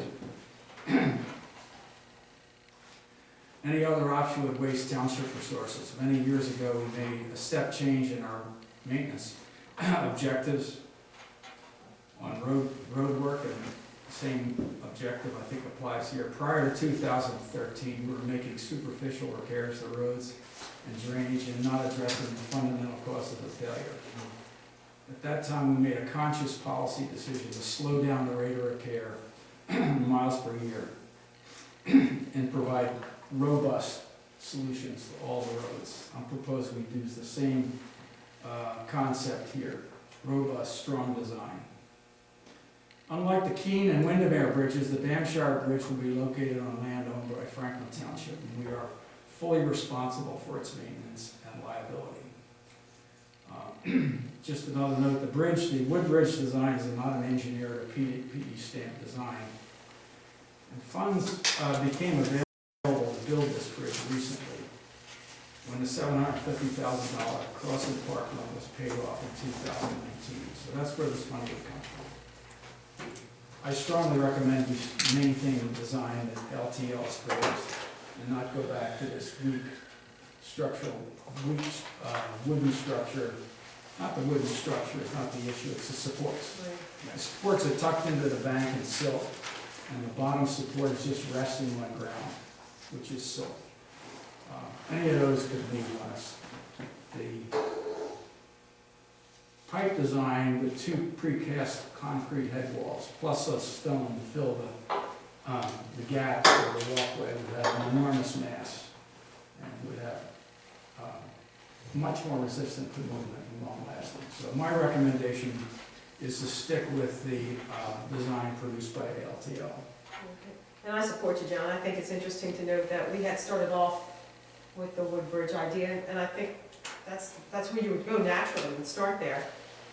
But it was upon further thought and actually bringing in the engineers that said maybe not the best way forward in this particular case, at this particular spot, at this particular time. So.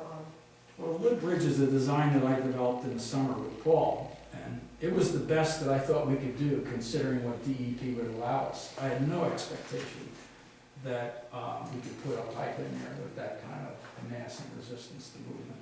So it was a design we developed based on what we knew at that point. But since then, we've gotten better information. So my recommendation is to stick with the LTL design. Oh, Brent has, I'm sorry, that's right. We finished No, this with is the board first, I'm sorry. Yeah. Okay, so I guess from my perspective, I think there's 3 things that I'm concerned about with a culvert design. I can't argue with robustness. It's just, is that more than we actually need than with a footbridge? So the first thing that I'm concerned with is that once you put in a culvert, you are going to destroy the natural elements of the stream by essentially filling in a big portion of it. So you're going to really change the natural element of the access point to the Bamshire Preserve. The second piece is not only are you going to destroy the natural elements of the stream, you're going to perpetually destroy the elements of the stream. Because culverts, they cause erosion. So if you go to any culvert, you'll notice that one side is flat and on the other side there's a drop off. Because as the water flows down, it starts to cause pits and erosion there in front of the culvert. So you're going to have to do more stream maintenance to keep it from continuing to erode. Isn't it through the pipe? Is that the whole idea? So you'll see, so what happens is you'll start to see, and you can see it actually at Chesterville Road, any of the culverts. Just pick a culvert and you'll notice that on one end, it flats, it comes in, and the other end where it exits, you'll start to see erosion and pooling. And so in order to stop that, you need to continually rehab the stream, or you ignore the problem. Those are your 2 options. So it's a continuous, it's an immediate destruction of the natural elements, and then it's a continuous destruction of those natural elements.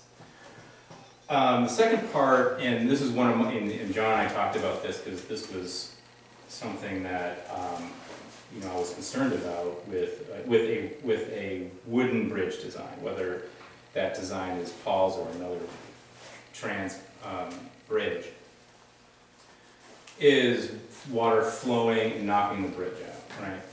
And so when you look at the actual Bannockshire stream setup, upstream you have the Chesterville Road culvert.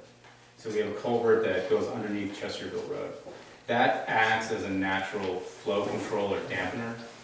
So what happens now is during a major rainstorm, that culvert acts as a flow control device, essentially. And so instead of flooding water through that stream bed, it goes down Chesterville Road. So it actually creates a significant blockage, or slows the flow of the water. And then finally, and this is something that is maybe most salient in this discussion, is the cost. So if a bridge, we're looking at the cost of $5,000 or so for a wooden footbridge versus $15,000 to $16,000 for a culvert. And if if we have a significant issue where the bridge falls in, we could replace that bridge 3 times over and still save money than putting in a culvert. So I guess those are my 3 major points that I wanted to bring up as far as culvert versus bridge.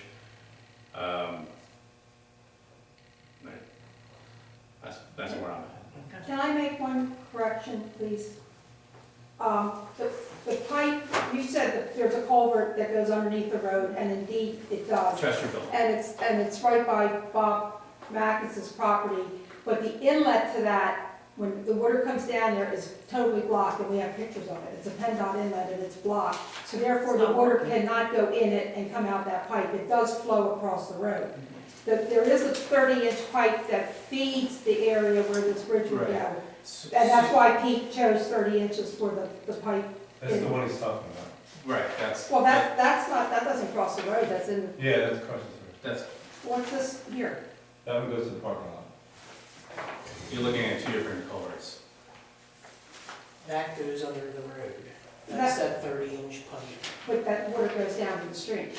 Yeah. Right, you can only flow through so quickly through 30 inch. a 30-inch 30 pipe. inches, yeah. So you're not going to, so that's the issue. It's not like it already has a flow control device upstream.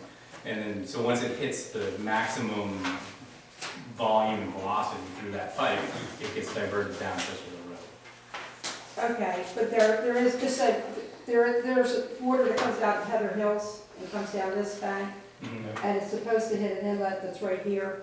Yeah. And And then then that's come out. plugged too. Yeah. That's- That's a separate, yeah. separate. That's Yeah. downstream, down road, down the hill from the culvert we're talking about. It's just to the right of the parking lot. Correct. Right, so it's after any flow that would go through the bridge or the culvert. Actually, Joan, if it misses this culvert, because it's overflowing, the big 30-inch culvert, it will go to that second pipe, or continue down the road to Bob's driveway, whichever.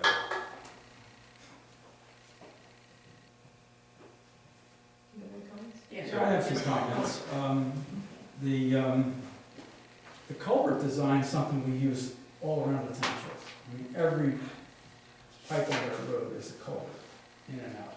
So the design is a proven design. They don't all. For roads, it's not necessarily They for do not, they do not. I mean, there are some that drop off, but this one will be level in the stream bed, so there'll be no fundamental drop on the end of the pipe. And the cost of it, we're talking about a difference between $5,000 for $16,000 on an infrastructure item. This is small monies. You're gonna put in a piece of junk, a low quality, fragile bridge, versus something that will essentially probably last infinitely. I just don't see the decision at all. I can't imagine we're even having this discussion. So you said you had something that you wanted to share? Brenda. Yeah, Brent has a question. Yes, Brent. With culverts, the way that they're designed, when you design them properly, when you engineer them, sometimes you have to have a forebay in front of it to take care of scouring around the front. Although if you use concrete head walls, you're not going to have that problem. Now on the back side, what you do is you have a spillway and you design a riprap apron, and a riprap apron is basically just very large pieces of stone, so it kind of looks natural. It'll blend in with the stream, but if you use the right amount of stone and you use the right size of stone, you can prevent the scouring that you're talking about. With the bridge, with the pier in the middle, I'm assuming that's in the stream, or No, it's not. is it within the 2-year floodplain? It's never flooded because the 30-inch pipe is there. I go every time there's a big rain, it hasn't come up to that side. So the flow control device prevents flooding of that stream. There's more problems than just the foundation, and bridges that go over creeks and streams usually require more than just your typical foundation that you need on the end. You require it's scour calculation. So what happens is when you have a really heavy object that's sitting on soil or sand or something like that, and water goes by it, the pressure from that heavy object makes it easier for the water to scour around and underneath it.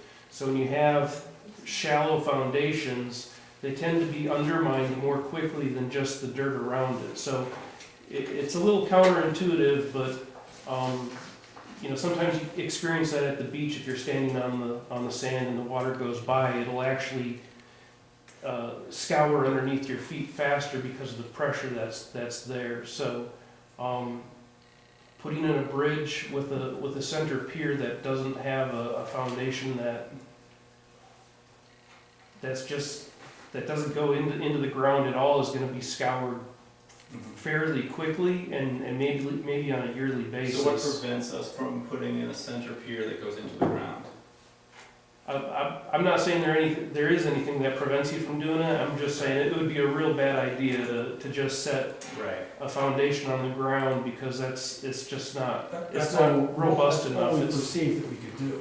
Yeah. I agree with you, so I wouldn't do that. That'd be silly. I gotta move over and get glasses. All right, now what are we doing? I'd like to show a few things. I was asked to come talk about the bridge, so I'm going to show a few things about the bridge. One of them is your drawings, first thing I'm going to show. Okay, go ahead. Is that all right? Jim, can you put the light in, please? Oh, can you get that ball out of there? I don't get any pictures. Yes, we'll press the magic button. Yeah, I have to see it.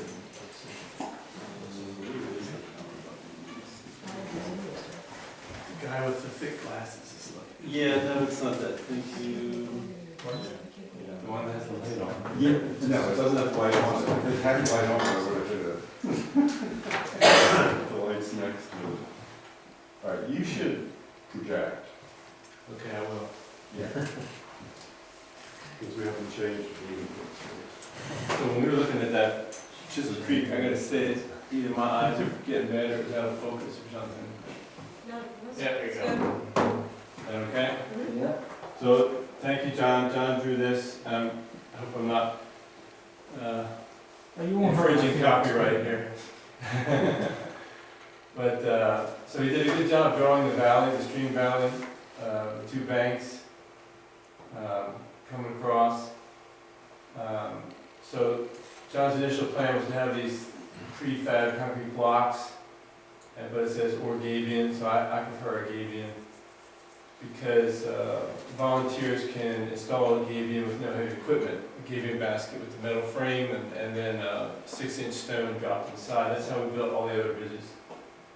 And as you can see, he did a good job showing it set very far back up the hill. So this distance here, I don't know. The profile is accurate. Yeah, whatever that is, 10 feet or something.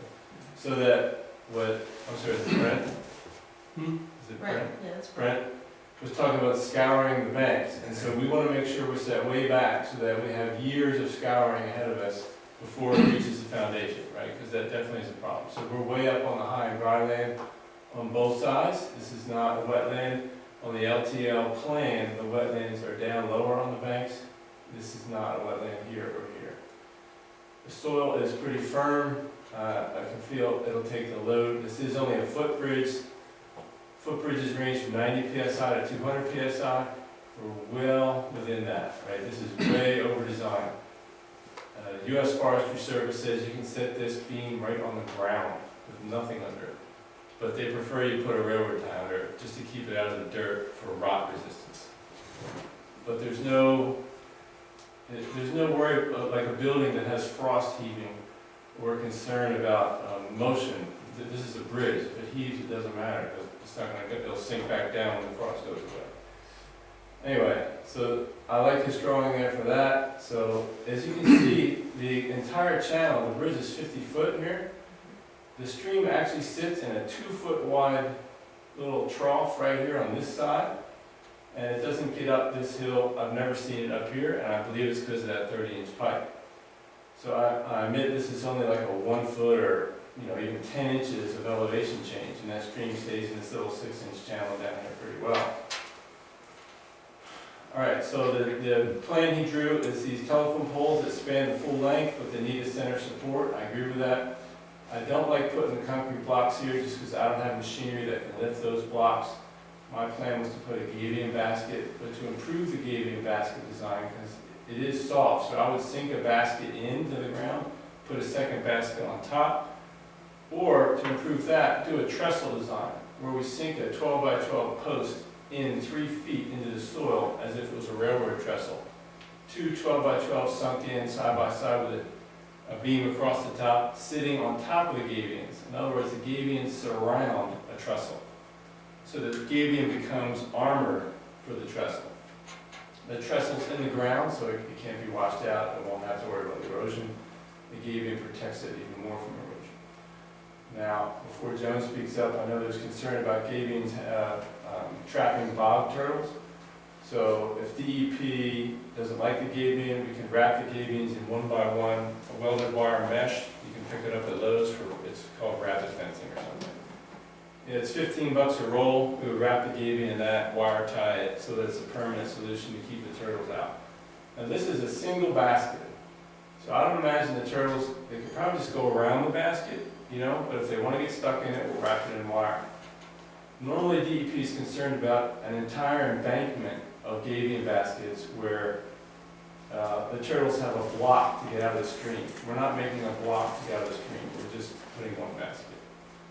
But the DEP permit would tell us, if they don't want us to have a gabion, they'll tell us that. If they allow it, they'll tell us that. So I think the DEP is the deciding factor on the gabion. Now up here on the parking lot side, I can certainly use a concrete block, just drop it in, excavate with my backhoe and drop it in, or use another basket, either way. The only thing I don't like about a concrete block is that it's difficult to attach a telephone pole to a concrete block. Like somebody has to drill an anchor into a concrete block, and I don't want to do that. So that's another reason I prefer the gabions. We sink a board under the gabion and tie it to the board above with strapping or posts. And as in the US Forestry Service design I'll show you, you drive a rod down through the sill plate into the gabion so the bridge can't move laterally if there was a big wash. So in comparison, a 30-inch pipe sitting right here would allow whatever 30 times pi is for surface area of the water, right? Versus 45 or 43 feet of open area with a pedestal in the middle. That would allow, in my opinion, a lot more water to flow than the 30-inch pipe. Now, the culvert's covered in stone and rock, and yes, that would provide a big dam, very sturdy, but eventually water builds up behind it, starts to top it, wears away the dam. So I would think that would become a maintenance problem if you had a flood that big. But again, I don't think a flood that big could ever make it past Chesterville Road, because it is like, as he said, a restrictor plate where the water will go down the road if it can't get through the 30-inch pipe. All right, so even though John called his own design, what I don't know, fragile or something, I don't agree with that. We're only building a footbridge. I need 90 PSI minimum, 200 PSI maximum. I don't need to overdesign. I don't need to bring traffic. If I was bringing traffic across this bridge, I'm in John's camp. We need a culvert. We're not going to mess with the bridge. But I don't need to bring any heavy equipment across here or traffic.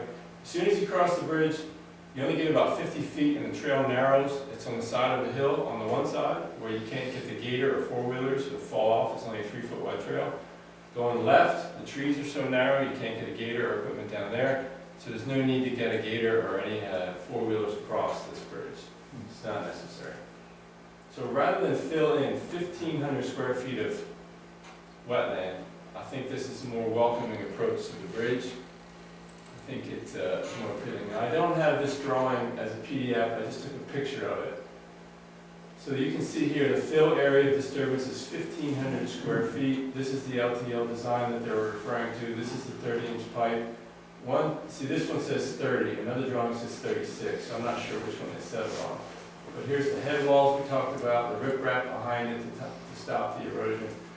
Here's the trail that goes across, and all the area of disturbance that you would need to fill so that these banks aren't too steep. Then they have a fence going across to keep people from falling down the embankment. Any questions? I'll stop for a second and have some more though. I have a question, because when you described the bridge, you said that the water level doesn't get above the 6 inches, Correct. but then you were saying if there's a culvert there, it's gonna flood it out. I don't understand how that's possible. I was trying to use their logic. Their logic is the bridge is susceptible to flooding. And so my point is, the culvert's more susceptible because the bridge has so much more open area to allow the water to flow. The argument is the bridge is actually a safer bet. That's my argument. But I don't think either one's the case. I don't think the water's ever going to come up that high because, again, Chesterfield Road restricts it. All right, so I have a 30-inch pipe, whatever the cross-section out of this versus 43 feet of open area. You do the math, which one allows more water to flow? Well, if it's restricted, it doesn't matter. It doesn't matter. Exactly. That's the point. That's the point. And I think that's the argument for the bridge, is that since we already have the restrictor building, we don't actually have to. We don't have to concern about it. So I think you get it, right? Yeah, I wasn't worried about the bridge flooding out. The issue with scour is completely different from being flooded out. So how high does the water come in that? So can you address the scouring issue? That's what I was saying. Our foundations are set way back from the edge of the stream. So No, not on the ends. The ends are fine. Oh, yeah, It's just the yeah. middle pier. So the middle pier, that's satisfied. I wouldn't have an issue if it's bridged all the way across and didn't have the middle pier. Right, I don't have the ability to bridge all the way across. So that will be satisfied by sinking a 12 by 12 timber in like a trestle, whatever, 2 or 3 feet deep, so that it's into the soil and not going anywhere, and the gabion around it, armors it so that it's not eroded. So this is the example of a timber trestle. I just took a picture off the internet. Of course, we're not doing all this work. It would just be a single, or 2 poles going into the soil under the bridge. There's another one, right? So it's a common, this is a real picture, it looks like a painting, but it's a real picture where this is how they go through wetlands all over America. It is, but they drive those pile a lot more than Right, 2 they're or 3 also- feet. They're typically driven until they reach resistance, which is several tons of pressure for each pile. Agreed. And I think They also carry 100,000 tons of freight. I'm only looking at 90 PSI. All right, so that was any questions on the drawing? To make it a little more clear what it looks like, I took a picture of one of the bridges we have built already. So this gives you an example of what the bridge might look like. If you're not familiar, looking at a plan view or an elevation like John had drawn, I didn't mean for that to come up. Here is a bridge under construction on the Keene Trail. This one was built 8 years ago. This is 3 telephone poles across with a sill plate laying on a gabion basket that's buried 2 feet deep, so 1 foot is sticking up. Gabion baskets are wire with rock fill, 3 foot wide, 3 feet high, 6 feet long. That's not easy to get up and down. Yeah, that's why I said it's under construction now. This is under construction. So we finished it with a ramp. One quick question, will the 90 PSI handle the horse? No, these are not designed for horses. The 3-inch deck boards are designed for horses, and I think a horse would go over it, but I would post a no horse sign on here. But Yeah, I don't know whether anybody uses it. they do not. I've actually encouraged horse riders to go in Hampshire, and the difficulty is they can't get down Chesterfield Road to get into the preserve. It's too dangerous. There's no place to park for trail. Chesterfield Road at White Creek. All right, so this is, Donna, solves your question about how did you get up there. So this is the same bridge, but we finished the ramp now, and you can see there's a ramp on the other side as well. It's got a low slope to minimize slipping. This is what the ramps look like. This is what we built on the Keene Trail the other, I don't know, I think it was March of this year, March of last year. But I thought that picture, before the ramp was built, you could see the construction of the bridge with the telephone poles underneath it and how it worked. Now, on the Banffshire Bridge, the one we're talking about, Donna, this would be in the side of the hill, so the hill would come down to this bridge. In the layout we have here, there was no hill to come down to, right? This we had to go up above the stream and span it. This bridge is a 31-foot span. This bridge is much longer, 6 feet longer span than the Banffshire Bridge. The Banffshire Bridge would be 2 25-foot spans. So this bridge actually is doing more work. You can see, as accordance with National Forest Service drawing, which I'll show you in a second, 3-inch deck boards. These are 3x8s. They prevent, resist vandalism, but also since you're spanning from pole to pole, you know, most 2x decking material that you buy at Lowe's needs to have a 16 or 20-inch spacing on the joist. So we're near or exceeding the 20-inch spacing, so we go with 3-inch material. All the uprights are 4x6, not 4x4, so they're extra heavy duty. They're bolted to the side of the pole with 10-inch lag bolts, galvanized 1/2 inch. And then a cross member underneath ties the 2 handrails together so you have leverage. The upright is also bolted here into the deck board, so it's bolted here, here, and here. And you can go swing on this on the Keene Trail, and you can see it is not a wimpy bridge. So my question is, you said this is longer than the one that we're proposing for Banffshire? The free span is longer. In other words, the unsupported span here is 31 feet. The unsupported span on the other was 25 feet. So why don't you have a middle, I thought we had to have a middle thing. You need a middle for 50-foot span. Yeah, we're trying span to is span unsupported 50. span, so it's 25 feet support, 25 feet support. So if you want to go back to the No, I understand, so for so we have a 50-foot bridge in Banffshire. That's Correct. 50. And we have, so Banffshire is still longer. Overall, it's, 50 feet. That's why we have to put a center support. Right, but so you made the comment the other one was longer, but you're saying the unsupported part was longer. The unsupported span is longer. Yeah, this unsupported span is 25 feet. So that's why I suggested you go bounce on that Keene Bridge and hang on the handrails and see how firm it is. This will be firmer because it's shorter, the span. All right? Okay, so hopefully those 2 images got you an idea of what they look like. Now this is a U.S. Forestry Service design for trail bridges. How do I make that go away?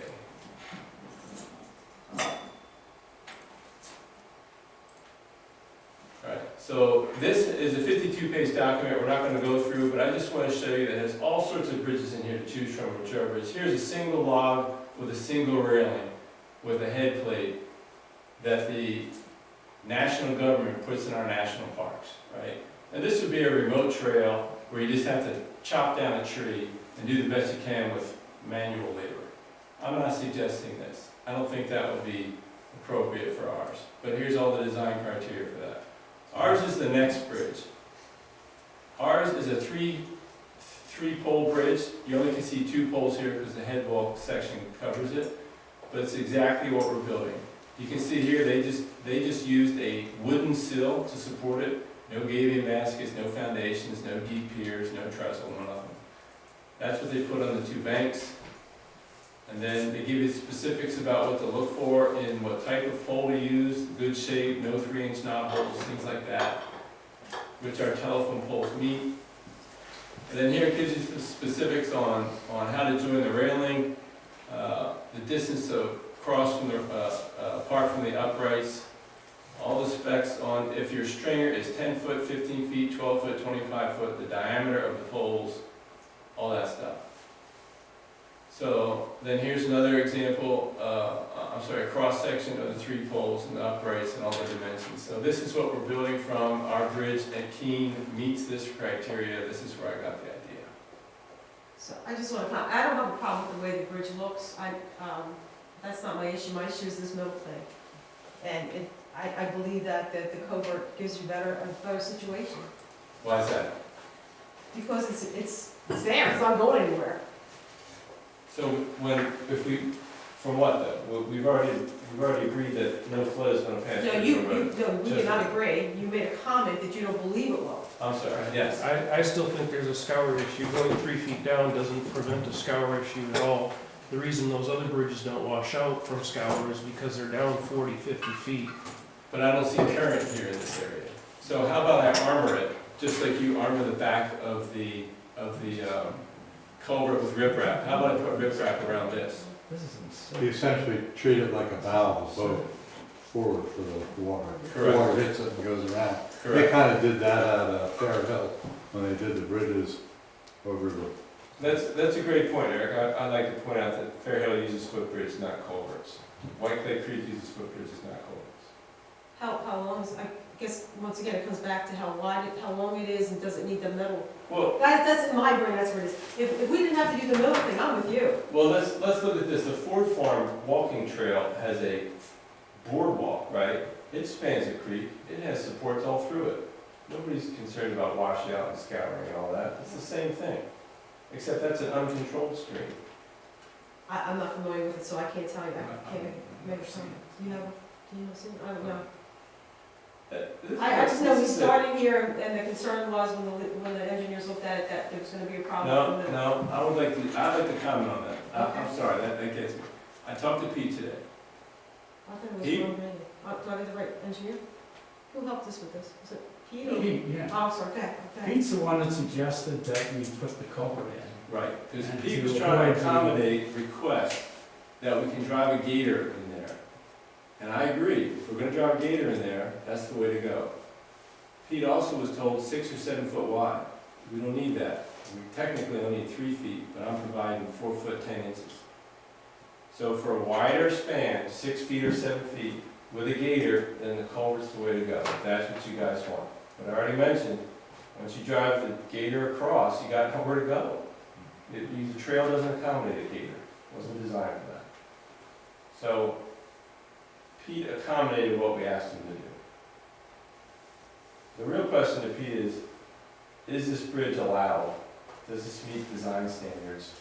And I just showed an image from the U.S. Forestry Service that says it meets national standards. I mean, it's things like, is the handrail height sufficient?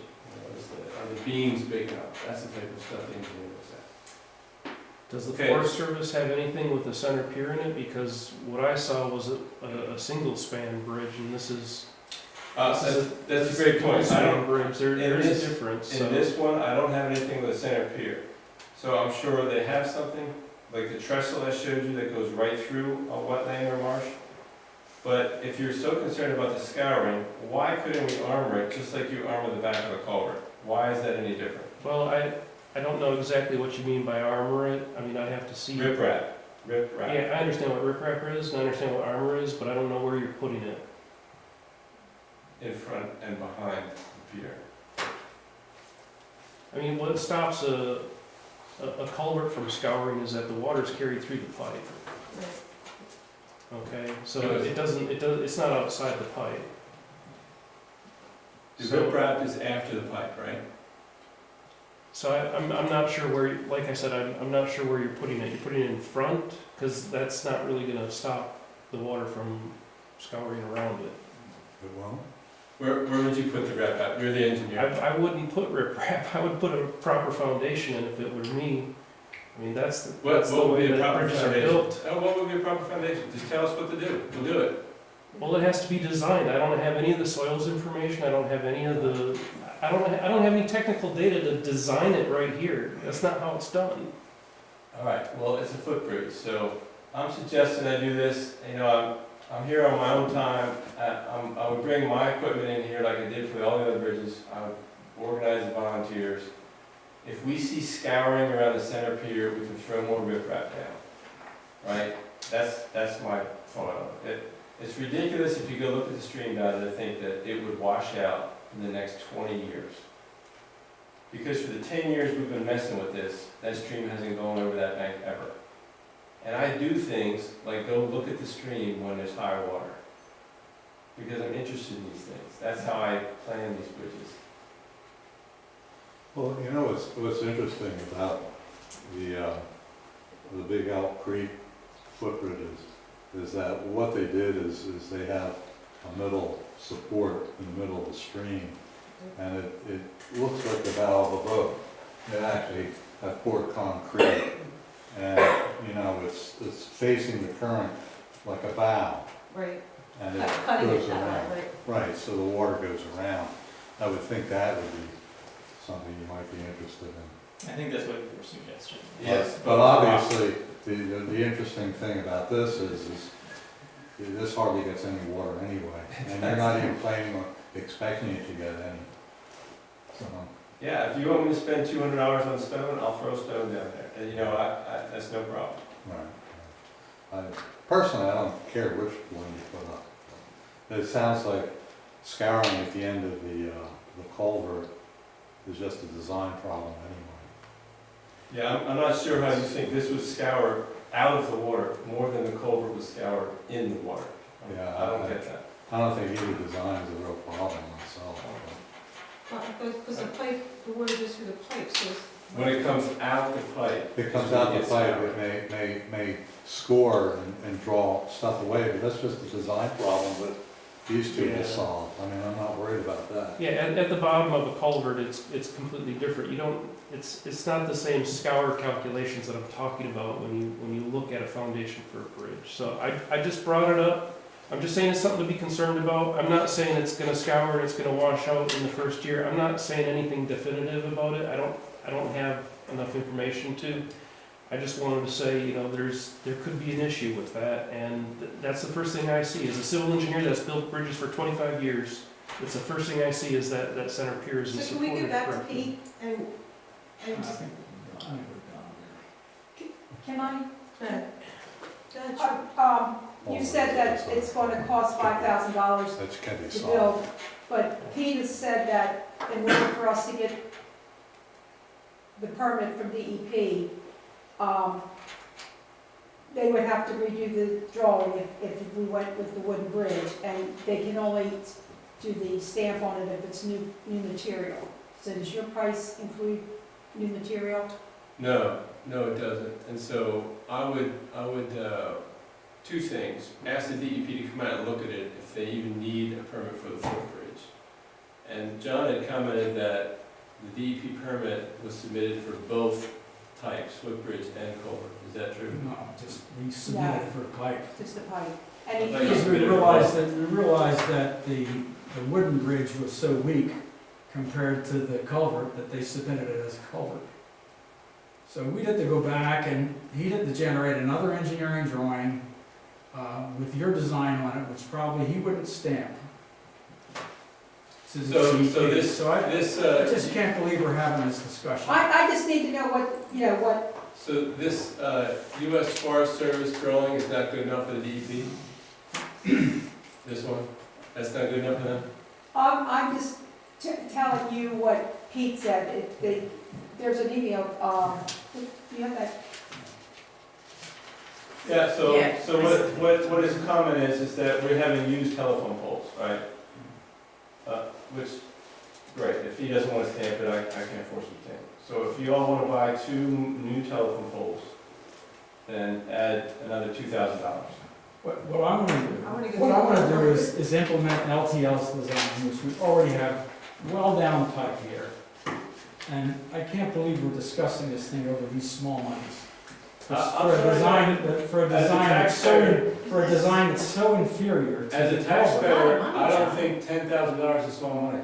I don't either. I could build a lot of trails and bridges for $10,000. No, I Yeah, don't, as a member of the public, this is fascinating to me, that this is, one, it's gone on this long, and two, like, I mean,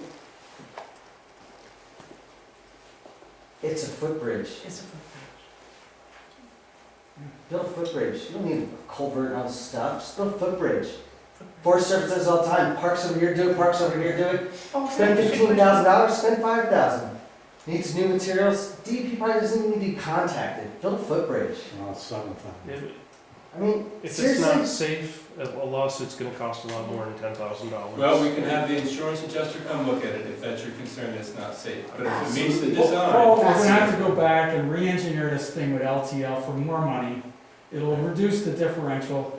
The pipe's the way to go. How much do we spend on the That's the way design? I'm gonna recommend you go. I appreciate your okay. presentation, but my recommendation is to go with the LTL design. So, Can I ask a question? I was interested in Dave's comments about the impact on the natural environment, and I don't know a lot about minnow movements up and down streams, but it seems to me that a pipe would impact that a lot more than just a bridge over the stream.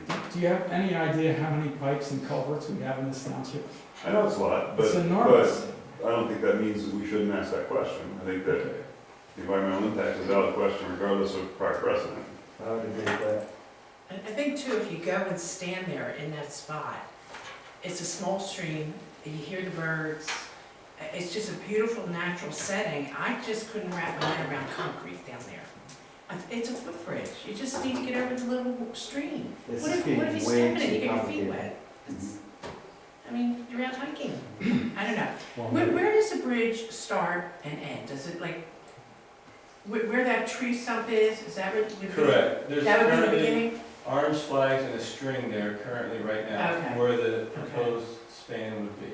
Okay, thank you. So if you stop at the parking lot, you can see where that is. It's well marked right now. Okay. I'm sorry, I tried to take a picture on the way here, but it got too quick. Okay, I was gonna show the estimate, but if we're not interested, I'll pass it back to the board. You guys can decide. So there was no motion on the table, is there? Okay. I'll make Yeah, there was a discussion. I'll make a motion. I'll make a motion to use the LTL culvert design for the Damshire entry. Do I have a second? yeah, I'll second it. Seconded by Donna. We'll have to vote on it. At the next meeting when Nancy's here. All in favor, say You aye. vote now, yes. I don't know, what's the rules? I don't know. We can go down one. All in favor, say aye. Aye for a resolution, what are we saying aye for, a resolution? To go forward with the LTL, So John just made a motion to go with the There's a culvert. motion on. right, so if you say aye, you're for the culvert, if you say nay, you're not for the culvert. Is that right? That's the way it is. So that doesn't necessarily mean we're going with this option, it's just, it's not, we don't want to. Right, just puts the culvert on the. Okay. Right. So, we should give you another chance, so all in favor say aye. Aye. And then all against say nay. Nay. Nay. So it's 2-2. Yeah, it's 2-2, so what do we do in that situation? I don't know. Well, 2-2, Two you to need two to have is a three, no. you need to have 3 members for a 5-member board to transact business, so it's a motion fails. It's failed. Okay. So we need to revisit it in March when we I just can't believe that we spent all that time talking about something for that price differential. And it's quality differential. I want that on the record, that $10,000 is not a lot of It's money. not To just me, that's a lot of money. $10,000, it's not just $10,000, I know John, Not yes. It's the idea of a more permanent solution as opposed to a solution that could fail, I think is the issue. So, but I don't know how much it costs, but I'd like to go back to Pete. I mean, if people remember, we started off with this, with your proposal. We were all there. We all held hands and said that was good. And it was Pete that said, you got a problem here. Because Pete builds roads. So I need Pete to come back and say, no, it's not an issue anymore. Do you know what I mean? How much more And I don't know how money much you it's want gonna cost. How much more money you want to spend on this thing? Yeah, I would give up on Pete and just get a permit and go. I don't work that way. I have something ever engineer. Well, Donna, here's the thing, what Pete it gave us a price one, and this color is not what we wanted originally. I mean, it has changed. So, He suggested something that was better than what we had. but we don't think we need that much. Well, I haven't heard him say that. I haven't heard him say that. He's the one who took us there. And that's not, they just can't turn around with an engineer saying, what you propose isn't gonna work, without him saying, no, you're wrong, I made a mistake, or I just need something. All right, we'll let that go. We'll move on to So another bridge. Hess Mill Bridge discussion. John, you want to, no, sorry.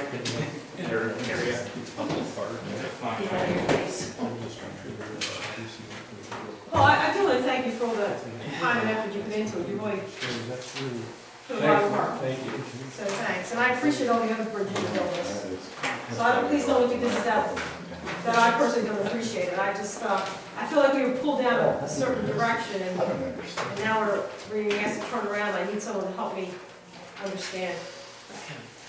And it can't be you, I need to be the engineer. John, you want to talk about the Hess Mill Let's Bridge? just get, What's that? this is the Hess Mill Royal Bridge, which we talked about in the last month's meeting. We discussed its history, the condition of the bridge, and certainly we can go back and review those inquiries about the discussion that we're required to make, but basically we defined the condition of the bridge.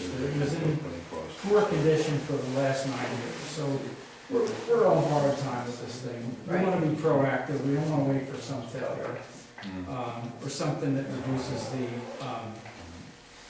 the utility of the bridge. So the original plan was to replace this bridge in 2019, last year. Right. And we're gonna do that on our own accord, our own funds. But the Conservation District came along, and they indicated that they could provide a grant, possibly in 2020.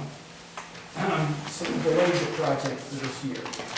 And the grant was conditional on increasing the span from 25 feet to 32 feet, because based on their calculation, the bridge restricts the flow of stream. So there's some environmental benefits to increasing the span. And we would do that regardless of whether we got the grant or not. So the estimated cost of the project, the total cost is $371,450. Franklin's contribution would be $75,000, and that would require a grant from the Conservation District of $296,450. We talked to them this year, and they said we did not get a grant. They did not issue a grant in the first part of the year. First quarter. First quarter. So the probability of receiving a grant is unknown at this time. But recently, at my request, on behalf of Franklin Township, Pennsylvania Representative John Lawrence discussed the issue with a resource conservationist, Jim Demchek, Yes. Of the CDC. The request of $296,000 from the CDC is a significant amount of money compared to their annual grant budget. This is a big item. This is not minor stuff. So the feedback to John was that the grant was likely, but not confirmed. So Franklin Township, I think we ought to advise the Conservation District that we take a partial grant. If they can't come up with the whole amount, and they've got some, because they're anxious to do this. And all the time that I talked to them last year, they're very anxious to do this bridge. So just looking at possible sources of funding, we would have the CDC grant, or the Conservation District grant. We have a significant surplus of unused winter road maintenance right now. We don't know whether that's gonna hold up, but right now we have a fair amount of money in that account. Probably $250,000 at this point, so. Just looking at the long-term weather, I don't see any snow through the 2nd of March. Be careful. So I hate to jinx things, but we gotta look at the sources of money, and that's a big source of money. We also have the capital budget, And we also can get a loan from the Pennsylvania Infrastructure Bank. They provide loans for specifically these kinds of infrastructures up to 10 years. I would not borrow money for 10 years. Current rate is 2.37%, which is half a prime, so it is an incredibly low rate. So I would not take a long-term loan. Somehow we would come up with whatever funding sources we have, we have to do it ourselves. Whatever we can get out of our snow budget or whatever, and borrow the rest for 2-3 years. I just look at it as something to just step over this cash flow issue we have. I wouldn't want to go take a 10-year loan on something. But you do want to wait till June, about June, when I we get a yes or I no? think that they'll come out with something the beginning of the quarter. Okay, So I'm looking for April. April. So I did some work with the project this week. We did have a meeting with, thanks to Jeff Eastburn, set up a meeting with the bridge manufacturer. He came in here, what was it, Tuesday, I guess, right? Yep. Tuesday. And Joan was in the meeting, Jeff was in the meeting, I was there. Jim Durazio, our contractor, is there, and the bridge sales rep. Well, he was more than a sales rep. This guy answered every question we asked him. So we gleaned what I kind of expected would be just a general information. We talk about this, that, but this guy was extremely specific and answered all our questions, including schedule issues. So we also went out and looked at the site, and he made some comments out there, which we'll get into in a moment. But that was an extremely fruitful meeting. We also had our engineer in there, Ron Reagan. So that was a big upgrade. I didn't think that we would come up with the kind of information we have at this point. So I've projected the project schedule in this Gantt chart, which is a graphical representation of the schedule for the project. So when you look at this schedule, you'll see this big line of activities, this long line that runs horizontally. That is the bridge procurement cycle. And that consists of... That's for us just to get the bridge. That's to get the bridge, yes. You start here, let's see. So the important date is the last box. That's when the bridge is operational, so. So when we're looking at the procurement cycle, we'd start next week, if we can come up to an agreement. We'd start the RFP process, and then you go through a series of drawing submittals and reviews, and then they go into construction, and they eventually deliver the bridge to the site at the end of July. So that's the critical path. On any of these Gantt charts, there's some critical schedule path. So that is, that's what dictates when we can actually build the bridge, because when we get to the end of the procurement cycle, that's delivery of the bridge to the site. So there's activities that occur before that point by our contractor, and that essentially is removing the old bridge and prepping the site, dismantling and removing all the components of the bridge, doing excavating and prepping the site for the bridge delivery. The bridge scope work for the bridge is not only do they supply the bridge, but they install the bridge. They set the precast foundations in a prepared spot that Jim prepares below the water line. There was a little concrete work they had to pour to fill some gap, but basically they put the foundations in, and then with some large cranes they set the bridge and attach the wing walls. So if you look at that one picture, it's a picture of a model. You can see it here. Bridge, wing walls, and you slot the bridge over John, the only question I would have, if we start all this before Joan gets a yes or a no, are they gonna say no to us for the money? Because obviously if we start working on this, then we're committed to spend the money, but how does that work? We have to spend so much of our own money. We'll spend some We have of to our own money contribute, anyway. yes. So you know, I guess the concern is, because I'm looking at the timeline beginning and end date, I'm just gonna assume end date is sometime in August, I've and got August 21. August 21. 8/21. Yeah, right, there's 8/21 is the end date, if we start immediately, right? We start the RFQ process Right, so- next week. So my concern here is we are potentially giving up $300,000 if we wait, if we wait until May, which is what Joan is anticipating a response. So 1-2 months, we go and say instead of the bridge being completed in August, the bridge is completed in October or November. Well, there may be limits when we can actually work on the bridge, right, because of box turtles? Is No, it? they're not. no, We're not doing So anything. that's good. we already have all the permits we need, we already have. So my concern is if we start the process now, instead of waiting a few months, we're basically saying, okay, we're gonna, But we're not giving up any money. well, if we start paying for stuff, we are. No, we have to spend $70,000 of our money.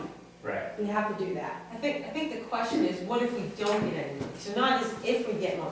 What if it turns out that they say, sorry? So maybe I'm misunderstanding. The way I understood it was if we get this project underway and we start paying for stuff, so like, we were talking about using $250,000 of our, we're not gonna ever get that We money can't back. spend that much money. So once we get to $70,000, and if we spend that before May, we stop spending money? Well, I mean, You know we're what I not gonna mean? be able to, we're not gonna be able to do the purchase order until we hear from the conservation district. So what I'm trying to avoid is not being able to get the grant. The grant if If it's. it comes. So my point is, like, if we say, wait for the grant to come, which we're assuming we would know by May, right? Well, I think we'll find out in April. Okay, I mean, I'm playing they devil's told us we advocate, didn't it takes get in an extra month. January, so. I'm just saying it takes an extra month. If we don't wait until, if we wait until May to make sure that we have the money, or don't, right, we'll have, the potential is we give up the $300,000 grant, or however much that is, So if we start the Yeah, project. I don't ever want to give up that money in case it Right. comes. But I do want to know, there must be a place where we can start to do something now. Like, can we order the bridge, or do you have to, No, we can put out we can advertise for bid, that we have to do. I don't think we can order the bridge. Because So once we order the bridge, then all of a sudden we've decided to pay the money and the grant money won't come through. So we would have to stop at the So bidding. that's what I don't understand. So The are you done? downside is that as you start to push this thing out toward the end of the year, you're working up toward the end of the year, which. No, John, April isn't that far away. No, I'm talking about the end of the 6 project. weeks. The end End of of the project. project would be October, November. Whatever we legally can do now and get it started, I think, fine, as long as we don't jeopardize a yes or a no on that 300. I'm fine with going ahead, but if Well, the problem is the timing. So like if we put out this request for the quotes and it comes back in March, we're gonna say, okay, well, can you wait 2 months, right? Does that change the, because that's what we would have to do, right? Yeah, we'd have to ask, we'd have to. Well, we could get do some that. time. There's usually time between when you receive your RFQs before you make a decision. Right. And it's usually in the order of a few weeks at least, so. Yeah, I think we're all in agreement that the bridge needs to get done this year. I just That's don't, what I wanted to hear. So in case that money doesn't come. we gotta fix the bridge. Right, good. I just wanna make sure that we're not jeopardizing, because we can't keep pushing it back and pushing it back. We gotta finish it. I think we're on the same page. But I don't want to, if we get the grant, I don't want to give a dime back. Right. No, And then, right, I don't wanna be put in a situation where we just So gonna. how can we work that out? There must be a way to work this. What you could do, you could start the RFQ as I suggest next week. Okay. And then you would get to the point where you're ready to place the purchase order and then delay. Stop. And then So you delay. get an answer. But maybe we'll have an answer by then. Well, right now the schedule shows it as March 17th. That's too early. So we have to slip it at least a month. Okay, but we can do that. And March 17th, the beginning of April. And we can work on some of the other items, like, the traffic control, the All these- tour plan, all of that stuff. All that stuff at the top of the schedule is not on the critical Maybe path, so someone you else do that can do all it. the time. Yeah. But I think maybe just coming from Brent too, since he's been in the business, you've got this situation, we've got this timeline for a grant and then a timeline for a bridge. Is Let's it see if we can reasonable? find out from the conservation district, what are the rules about this thing? Because we're Yeah, I mean, are we clear? speculating right now. Yeah, are we clear on the rules, or I don't know if we are. I don't think putting an RFQ out costs a whole lot. No, Doesn't And cost us and that's what gets you started, and in the RFQ, you can state when you're planning on awarding the project, so you So we you can say, can okay, delay we'll that award and the say, project we're not in gonna May." award it to you till May, but at least you get that part out of the way, and you get the first couple months knocked Yeah. out, Yeah. and it gets you in a position that when you do know, you can go forward then. There is a characteristic here, is that we will not get any other, we're only gonna get a bid from one company. The only company that makes this stuff that's viable is this Conspan. So when we have a single So we- vendor, wouldn't this be something that we would put out for bid rather than using a We single? have to go for bid because they don't have a co-stars agreement, which is a predetermined financial agreement with the state of Pennsylvania. If they had that, we wouldn't have to bid it at all. Right. But because we don't, we have to bid it. Okay. But this company said, and then Ron's told me, or Reagan, he's put about 8 or 9 of these, and says nobody else bids on it because nobody can produce this particular item. So the bid process is essentially fulfilling the requirement that we So, do. so these guys did this bridge, right? They're gonna build it, they're gonna get the bridge, so. Yeah. Yeah, so I think we're all kind of on the same page here. We're Yeah. just So- trying to figure out the timing. It seems like we could start the RFQ process as soon as. Well, I don't, can we? Or are we clear on the Yeah. Yeah, because timeline? you gotta prepare, You put it in that you're not gonna reward the project until whatever the deal is, so it's very you transparent. gotta start preparing some documents and a bid package, so. yeah, the engineer has to fill out a form from PennDOT. Yeah. I just And want we to have make to sure have we're all the understanding timing here, because I don't want to end up saying, Yeah, so- okay, so we're This is stuck the last- somewhere and This we is the gotta. last month we're gonna talk about this. And then it has to be advertised for 2 weeks. Well, it'll be March, right? So, if you look at this timeline, we're going in March. So are we going, do we have to make a decision to go Or before the just, next board? or at that point, you just might be able to delay a month. Ask the guy, can you take a month delay? Because if it takes us a couple weeks to get everything ready to go to bid, and then the bid has to be advertised for 2 weeks.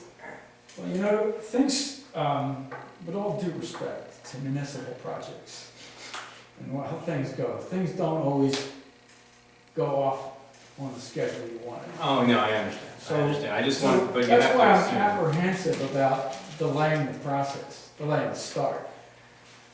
Well, so the only downside to delaying the start was making sure that we're not losing out on our money.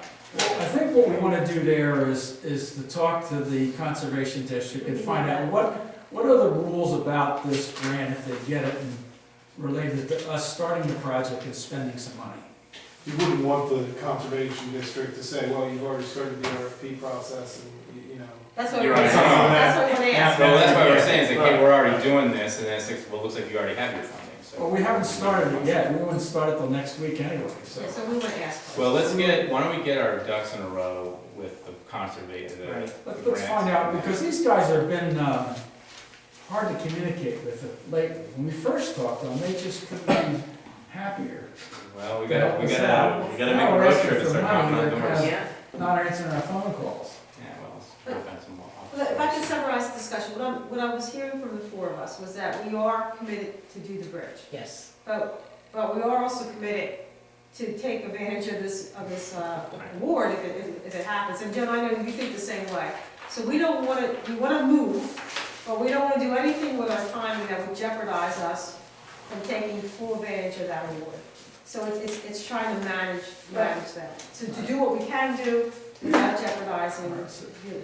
So what we're missing is input from the conservation district as to what terms they would grant, they would provide the grant. Okay. If the full grant or a partial grant, that's the other thing we gotta tell them about the partial grant, because they may end up with $100,000, and we'll take that over nothing. So do we want to put this on for the March meeting, after we get the answer from the conservation, that what we can do, we will do. We'll vote on yes or no.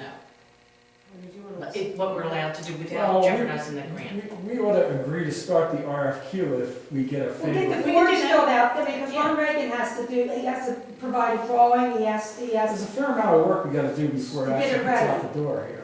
yeah, So before, they don't before do we it now. advertise Okay, it. well, let's do it. So I guess let me back up, so can we agree then that we'll get the initial paperwork filled out, and we'll make a final decision until the next board meeting to move forward, because then we'll have our information from the conservation group. Because I thought we've agreed to move forward, it's just a matter of When? when we actually. Well, yeah, because I guess the point is if once you're saying like next week, we actually have to start filing stuff. You know, if we were And really if we- gonna go with this thing, I was gonna ask him to start working on the papers on Monday. And the concern is what are, are we gonna be in? Well, Is we that don't gonna have to hurt our tell, ability we to don't run? have to tell, You see what I the- mean? we don't have to tell the conservation group that we're gonna immediately start the paperwork when we ask this question. We need to find out what their How long rules is are. it gonna take to get an answer from the conservation group? A phone call, I would expect. It's not a big deal, right? Well, to get an answer whether we're getting it or not? No. No, No, we what get are we allowed to do that What will are the jeopardize? terms? Right, yeah, that shouldn't take long. Okay, So- and then we start moving. Yeah, so I think the vote we have today is that we agree to move based on the constraints that we said, that nothing that we do would jeopardize. Contingent on information from the. Right, from the conservation group. Alright, so, Okay. Mark, you look, no. No. All right. So do we have to cast a motion, or what do we do? Do we have to say that? Okay. Um, So tell me that now. Just say that, is that enough? I don't think a motion. I have a Yeah, motion. that's Is there it. anyone Just else like who need a motion? Okay, so you know what we need to do. It's a sensitive board. Okay, good. All right, so we'll move Wow, on. I got through that. Oh my God, where are we on? Is The there last any more one. bridges? We got another bridge? Where's the, All right, here we go. Donna, you wanna take this last one? This is the resolution, if you want to. Oh, that was, oh, yeah, okay, It's gonna be an yes. interesting discussion. Can I read yours, Yeah. so I know what's in this paper? Right. So we're getting a lesson in municipal government here tonight. So, And a long one. so we're the last one, believe it or not, this is an interesting one, so I make a motion that the board adopt resolution 2020-08, opposing House Bill 349, which will require townships to employ a minimum of 2 third-party building inspectors and allowing contractors a choice. So can I have a second for that? I'll second it. Oh, thank you, Mary. So I was actually the one person who had problems with, like, I was gonna say, no, I don't wanna vote We have for to this vote yea or resolution. nay. No, yeah, we have to go that first. Yeah, we gotta talk about it. So I was initially gonna say, no, I think I'm for choice, and if somebody wants to bring another contractor or an inspector in, yeah, let them do it. But, talking to Joan, I understood it's not that simple. Because we're such a small municipality, we don't have a zoning officer. We don't have that. We don't have an in-house. An in-house zoning officer that is the consistency across any kind of building inspector. We have a person who's a third party who does it all. And so if we started forming, we had multiple of those folks, it could be mayhem, it could be chaos. And we would be doing less help for the stakeholders or our citizens than we are currently doing now. So I've completely turned around. I don't know how everybody else feels. Yeah, I mean, I think I was on the same page as you were, where I said, well, what's the problem with 2? But it makes a lot more sense because there's a couple of reasons. One, township has a lot more control and say over how we want our township to look. We started this conversation today about our comprehensive plan, and we want this to be able to kind of have control over our own destiny.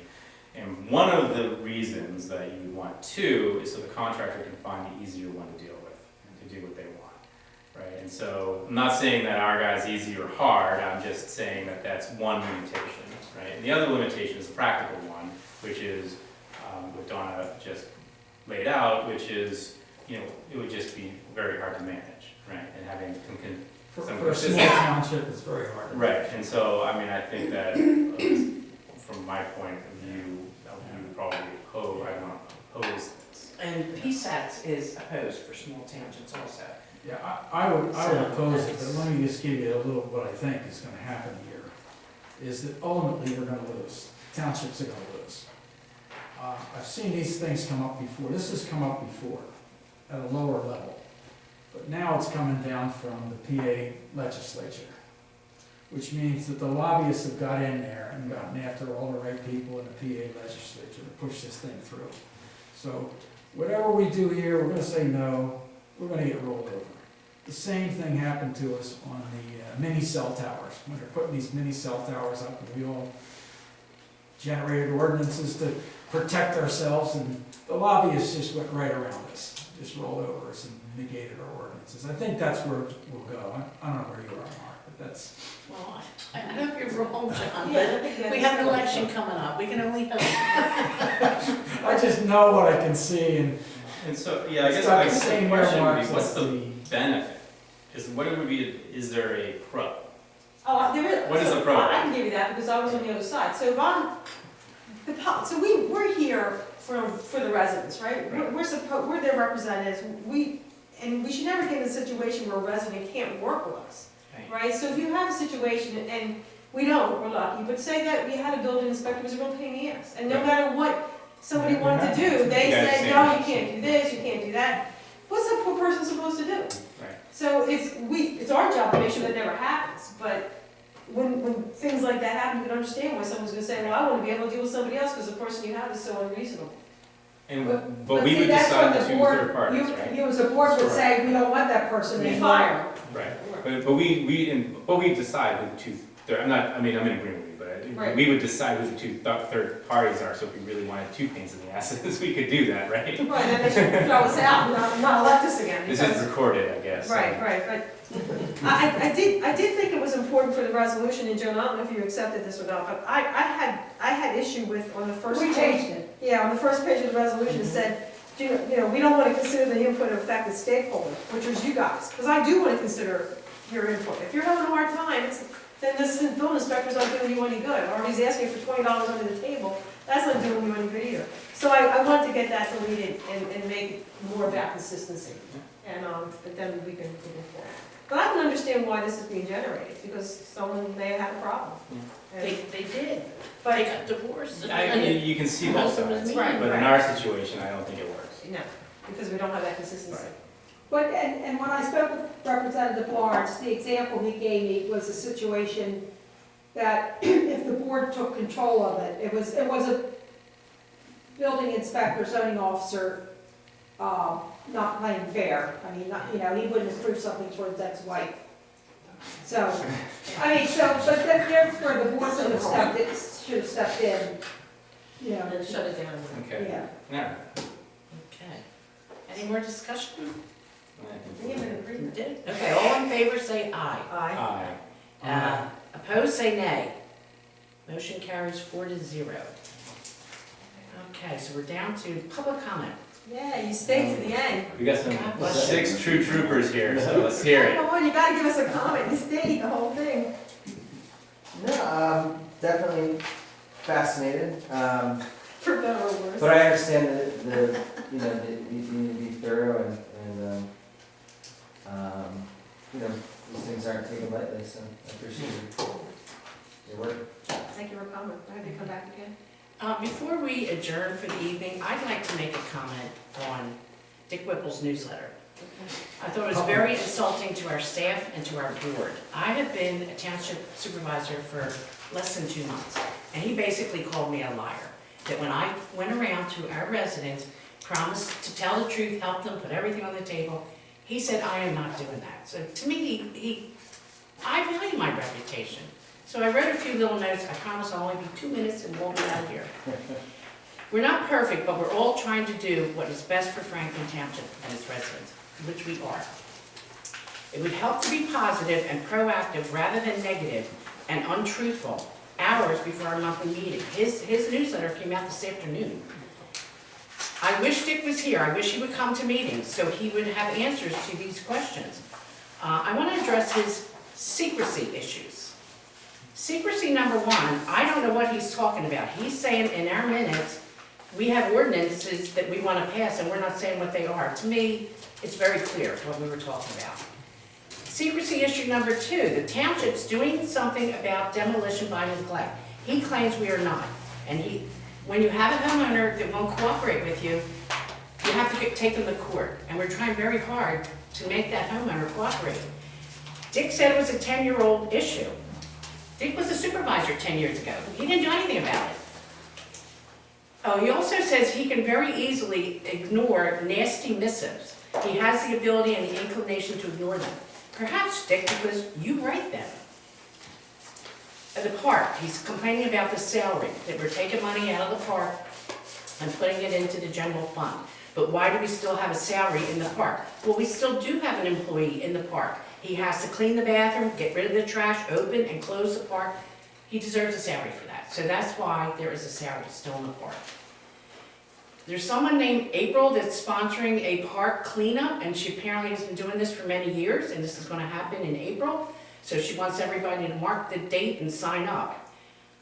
Dick doesn't know why this information isn't on our website. Well, I would suggest write it up, Dick, and call Sharon, because you know Sharon, and you know how cooperative and easy she is to work with. It'll be on our website within a day, because that's how Sharon works. That's my experience. Chisel Creek, he made it seem like we're doing something and nobody knows anything about it. Now, you saw what we all went through tonight on Chisel Creek. If he was here, he would know. He doesn't know because he wasn't here. Also, the newsletter, that we're not putting things on the newsletter. I'm working on a newsletter. He knows it. I sent him an email the end of last week and asked him to please help me, because I've never done anything like this before. I would put notes together. Would you please just glance over them and give me some direction or help? He respectfully declined. So I just would like to suggest he spends more of his ample free time positively, helping your township thrive, than falsely accusing us of misdeeds. I'm very disappointed in you, Dick. Thank you for listening to me. No, that's very valuable. Get used to it. Well, He is the master of innuendo. He can make he can get anything used to good me look too. bad. Thank you. Meeting's So, adjourned. he doesn't come to you. One comment. Eric, let me give you We have another comment. Oh, we do? Yes. Yeah, Eric Quimble, Township President, and unfortunately a taxpayer. I had as you know, things are happening in China, and I had an email exchange with Nancy. Of course, she's sick, so she's not here. I also talked to Harold Walls, and he's head of our emergency management team, and it appears it's kind of moribund at the moment, where it's him and the second in command, and there are the other three positions are not filled. And it just struck me that maybe the Board of Supervisors might try and help him to fill those positions in case something strange happens here at some point. Well, maybe we could get something on the website. Yeah, something else. For emergency response issues. Yeah, the other thought is that moving forward, if something like China happens here, well, it seems that a lot of that may be aimed at an Asian genome, as opposed to the rest of us. We might be able to put something on the website dealing with the issue as to, like preparations, how to deal with this, or how to deal with those issues. So do we have any, time, well, we do, we can do have our emergency response coordinator come in and talk to us Harold tomorrow? Walls is our emergency coordinator, and in reality, for something of this magnitude, we would immediately engage Chester County Emergency Services. This is way beyond Franklin Township. But you're saying We would work under the direction of somebody from Chester County. Harold is our coordinator, and if we have a major problem in the township, he's the first guy I call. Okay. So, But in reality, if it gets fairly big like this, then we would be involved in the county almost immediately. This would be huge, quite frankly. It would be an enormous event here. And I reached out to Harold to see if Chester County was doing anything or on alert, and he said not at this time, they haven't said anything to him. I mean, I suppose one thing we could do is just look at what other townships are doing on their websites regarding communication about these issues and, you know, put something out. I would think if somebody came down with a virus and they went to their family physician, it would be alerted pretty quickly. No, I just mean in terms of, you know, Well, they had the flu too, so maybe things are just about the. yeah, more. It looks like the flu. Yeah, that's the problem. It looks like the flu, and I can send you an article that came out around January 11th, but they noticed there was about 65% higher flu deaths this year. And what that kind of tells us People think that. is that one thing happens, is it's already here, we don't know. Oh, we don't even know it. Exactly, and some of the numbers, and I don't want to get into all the details, but from the looks of it is that it's not hitting us as hard, like I say, maybe an Asian genome that it's really wants to hit. And that happened in the pandemic in 1918. Native Americans and the Morays, the New Zealand, were hit harder than anybody else. But the fact of the matter is the transmission of it and so on and so forth is a lot higher than many of you may think. So there's some very interesting things that nobody really knows a lot about it yet. But, It's entirely possible to get here. I mean, people travel all around the world. I did a lot of world traveling on my own. And, people move from one spot in the world to another quickly. So, It may also not be as bad as it looks. yeah, One of we the- just don't know. One of the, I would, yeah, but I mean, only because I have to read this stuff.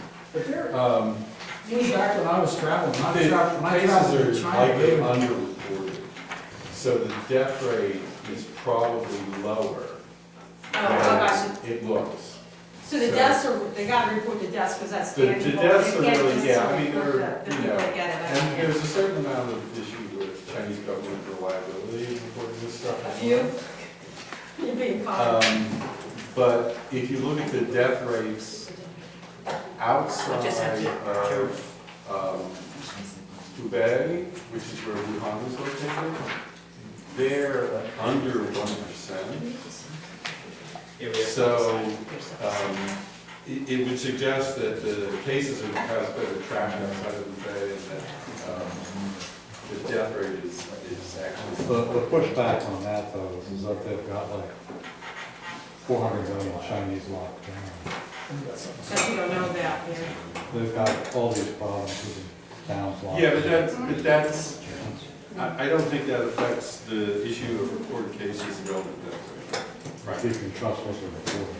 Well, I think you have to take it with a grain of salt, but I think you can look at it comparatively.